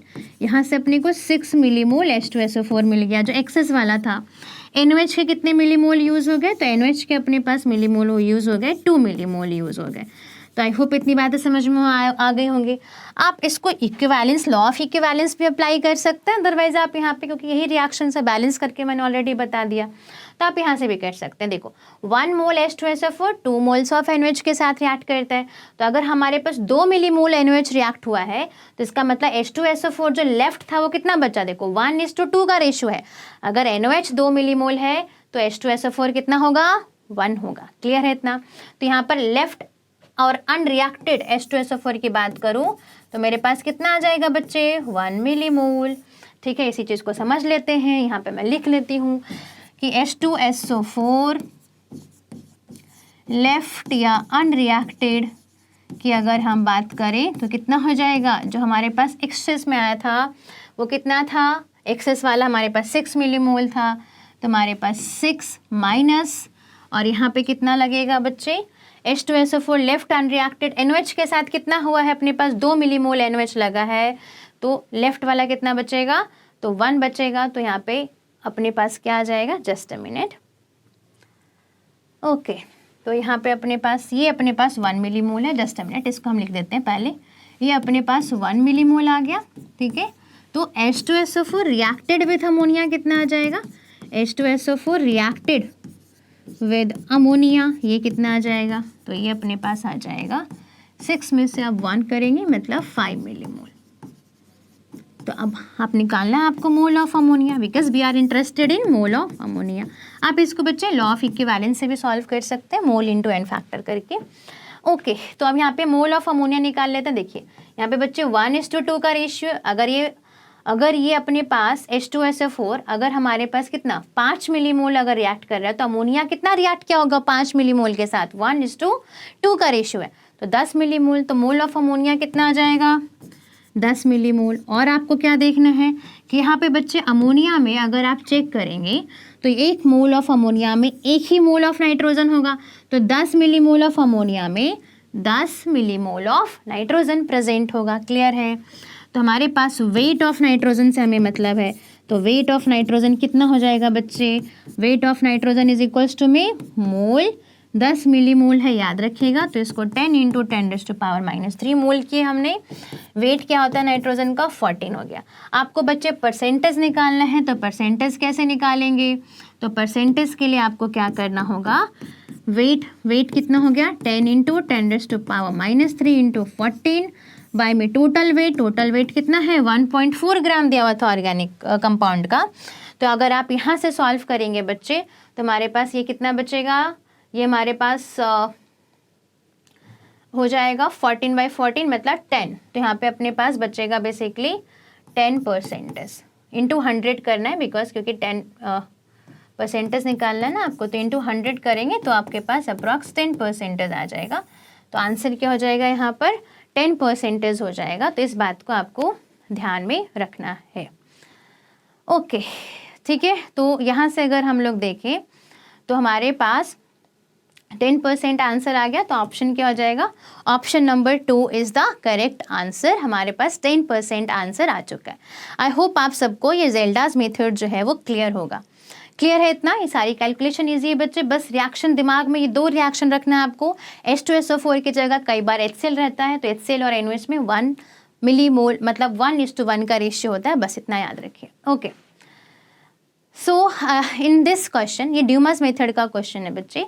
तो ड्यूमास मेथड में आपको समझा देती हूँ कि हमारे पास सेटअप क्या रहता है। तो अगर आप यहाँ पे देखेंगे बच्चे, जो हमारे पास ऑर्गेनिक कंपाउंड है ना, ऑर्गेनिक कंपाउंड को हम लोग यहाँ पर पास कराते हैं।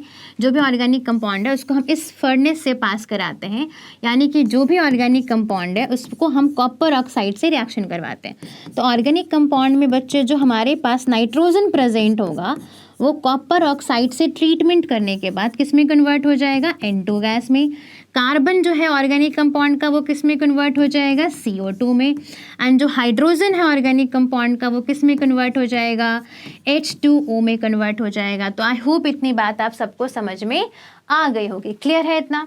तो अब अगर आप यहाँ पे देखोगे बच्चे, तो जो ये सॉल्यूशन है ना अपने पास, it is KOH solution, KOH का एक्वस सॉल्यूशन है। तो यहाँ पे अपने पास कौन कौन सी गैस निकल रही है, N2 निकल रहा है, CO2 निकल रहा है एंड H2O निकल रहा है। तो ये सारी की सारी गैसेस यहाँ से हम लोग पास करवाते हैं। एंड पास कराने के बाद जो CO2 है और जो H2O है बच्चे, वो तो QH में चला गया। QH में CO2 क्या होता है, एब्जॉर्ब हो जाता है। तो CO2 गैस तो बच्चे KOH सॉल्यूशन में एब्जॉर्ब हो चुका है। यहाँ पर KOH सॉल्यूशन इसमें घुल जाता है, डिजॉल्व हो जाता है, जो KOH में CO2 डिजॉल्व हो जाता है, क्लियर। अब यहाँ पे जो ऊपर जो अपने पास बचा है, यहाँ पर इसमें क्योंकि नाइट्रोजन डिजॉल्व नहीं होता KOH सॉल्यूशन में, एब्जॉर्ब नहीं होता, तो यहाँ पर क्या आ जाएगा बच्चे, यहाँ पर N2 आ जाएगा। तो यहाँ पे किसका किसका प्रेशर होगा, यहाँ पर N2 गैस का प्रेशर होगा प्लस। अब यहाँ पे वाटर भी है, तो वाटर में जब वाटर में इक्विलिब्रियम रीच हो जाता है बच्चे, तो वो भी अपना वेपर प्रेशर क्रिएट करता है। तो इस पॉइंट पर अगर हम देखें तो यहाँ पर कौन कौन सी गैसेज है, एक तो N2 गैसेज हो गई एंड प्लस वेपर प्रेशर हो गया वाटर का, क्लियर है। ओके तो यहाँ पर अपने पास N2 का प्रेशर हो जाएगा एंड वाटर का वेपर प्रेशर हो गया, जिसको हम लोग एक्वस टेंशन भी कहते हैं। और as per the Pascal law बच्चे, जो सेम हॉरिजॉन्टल लाइन होता है उस पर जो सेम प्रेशर आता है, सेम पॉइंट पे सेम हॉरिजॉन्टल लाइन पे सेम प्रेशर लगता है। तो यहाँ पे it is open to the atmosphere, right. तो ये क्योंकि ओपन टू द एटमॉस्फेयर है, तो यहाँ पे कौन सा प्रेशर लग रहा है, एटमॉस्फेरिक प्रेशर लग रहा है। तो क्या मैं ये इस कंक्लूजन पे पहुँच सकती हूँ कि इस कंक्लूजन में आपको पूरे में क्या समझना है बच्चे, कि हमें क्वेश्चन में देखो यहाँ पे कैलिब्रेशन है, तो यहाँ से आपको ना वॉल्यूम ऑफ N2 पता चल जाता है। आपको इस रीडिंग से क्या पता चल जाता है, वॉल्यूम ऑफ N2 आपको पता चल जाता है। आई होप इतना पॉइंट क्लियर हो गया होगा कि आपको वॉल्यूम ऑफ N2 पता चल जाता है। उसके बाद अगर हम देखें तो pressure of N2 plus pressure of H2 इस पॉइंट पे लग रहा है। इस पॉइंट पे कौन सा प्रेशर लग रहा है, एटमॉस्फेरिक प्रेशर लग रहा है। So as per the Pascal law बच्चे, हमारे पास एटमॉस्फेरिक प्रेशर एंड यहाँ पे जो N2 एंड H2O का प्रेशर है, दोनों का प्रेशर इक्वल होगा। तो हम यहाँ पे इस कंक्लूजन पे पहुँच सकते हैं कि pressure of N2 plus pressure of H2O is equal to में एटमॉस्फेरिक प्रेशर। एक ये कंक्लूजन अपने पास आ गया, जो कि बहुत इंपॉर्टेंट कंक्लूजन है इस पूरे डायग्राम में। एंड यहाँ पे क्योंकि वॉल्यूम का कैलिब्रेशन है, तो आपको वॉल्यूम ऑफ N2 भी पता चल जाता है। आई होप इतनी बातें समझ में आ गई होंगी आप सबको कि हमें वॉल्यूम ऑफ N2 पता चल जाता है एंड हमारे पास ये कंडीशन आती है। एंड ये जो प्रेशर ऑफ H2 है उसको हम और क्या बोलते हैं, इसको हम लोग और बोलते हैं एक्वस टेंशन बोला जाता है, एक्वस टेंशन बोला जाता है। तो ये पूरा ड्यूमर्स मेथड का बच्चे सेटअप था, तो ये हमने समझ लिया है। अब क्वेश्चंस पे प्रोसीड करते हैं। तो अगर हम क्वेश्चंस में देखें बच्चे, तो सबसे पहले इन्होंने क्वेश्चन में क्या मेंशन किया है कि in Dumas method for estimation of nitrogen 0.5 gram, ये और सैंपल का वेट हो गया, of an organic compound give 60 ml of nitrogen. तो आपके पास वॉल्यूम ऑफ नाइट्रोजन कितना दिया हुआ है, तो 60 ml दिया हुआ है। collected at 300 Kelvin temperature and 715 mmHg pressure। Pressure मतलब एटमॉस्फेरिक प्रेशर है यहाँ पर आपके पास, दैट इज 715 mmHg प्रेशर है अपने पास। एंड एटमॉस्फेरिक प्रेशर है ये आपके पास। एंड एक्वस टेंशन यानी कि प्रेशर ऑफ H2O कितना दिया हुआ है क्वेश्चन में, तो it is 15 mm of Hg, clear है, इतना दिया हुआ है। ओके तो अब हमसे क्या पूछा गया है, हमसे पूछा गया the percentage composition of nitrogen in the compound is. तो हम बच्चे यहाँ पे क्या यूज़ करने वाले हैं, PV इज इक्वल्स टू में NRT, आइडियल गैस इक्वेशन हम लोग यूज़ करने वाले हैं, PV इज इक्वल्स टू में NRT। क्लियर है ये पॉइंट सबको। तो अब यहाँ पे देखिए, पहले तो बच्चे आप प्रेशर ऑफ N2 निकालेंगे, तो pressure of N2 plus pressure of H2O ये आपको क्या देता है, ये आपको देता है एटमॉस्फेरिक प्रेशर के इक्वल होता है, यानी कि 715 mmHg के इक्वल होगा। तो यहाँ से प्रेशर ऑफ N2 आ जाएगा, वो कितना आ जाएगा 715 माइनस 15, तो यहाँ से आपके पास क्या हो जाएगा, इट इज 700 mmHg। ठीक है, इतना प्रेशर अपने पास आ जाएगा। क्या इतना पॉइंट क्लियर है? ठीक है, आई होप इतना पॉइंट आपको क्लियर होगा। हमने प्रेशर ऑफ N2 निकाल लिया, बच्चे ध्यान में रखिएगा ये mm ऑफ Hg में है। ओके तो नेक्स्ट स्टेप में अब हमें क्या करना है, इस पूरे को हमें एटमॉस्फेरिक प्रेशर में कन्वर्ट करना होगा। सो प्रेशर ऑफ N2 हमें पता है, वॉल्यूम ऑफ N2 पता है, तो देखो अपने पास क्या है, PV इज इक्वल्स टू में nRT, और हमें क्या क्या पता है देखिए, प्रेशर पता चल गया N2 का, वॉल्यूम पता चल गया आपको N2 का, R is a gas constant, temperature 300 kelvin mention है, तो हम यहाँ पे क्या निकाल लेंगे, number of moles of nitrogen, तो मोल्स ऑफ निकल जाएगा नाइट्रोजन का, तो फिर वहाँ से आपके पास वेट निकल जाएगा, वेट निकल गया तो आप परसेंटेज निकाल पाएंगे। ठीक है, अब हम आगे बढ़ते हैं फिर। ओके, तो हमने यहाँ पे निकाल लिया कि pressure of N2 is equal to में 700 mm of Hg। Yes, it's a 700, clear है, 715 एटमॉस्फेरिक था, यस, तो 700 mm of Hg। Volume of N2 कितना है हमारे पास, इट इज़ 60 ml, देखिए यहाँ पे 60 ml है अपने पास volume, it is 60 ml। Okay, तो अब यहाँ पे हम लिख लेते हैं कि PV इज इक्वल्स टू में, क्योंकि nRT होता है तो n हो जाएगा अपने पास PV बाई RT। तो ये mm ऑफ Hg में है, इसको अगर आप एटमॉस्फेरिक प्रेशर में कन्वर्ट करोगे बच्चे तो कितना हो जाएगा, 700 बाई 760 ATM, बिकॉज 1 ATM में हमारे पास कितना होता है, 760 mm ऑफ Hg होता है। क्लियर है इतना?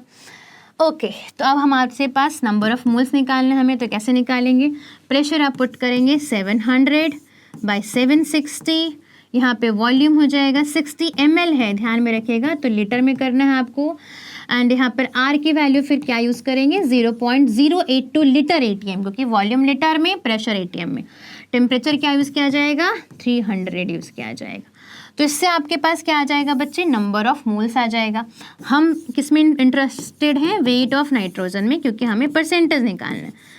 तो वेट ऑफ नाइट्रोजन आप कैसे निकालेंगे, तो वेट ऑफ नाइट्रोजन कैसे निकलता है, नंबर ऑफ मोल्स इनटू में मॉलिक्यूलर वेट, जैसे कि 28 होगा N2 का वेट। क्लियर? तो अब यहाँ से आप इसमें 28 को मल्टीप्लाई कर देंगे तो आपके पास वेट ऑफ नाइट्रोजन आ जाएगा।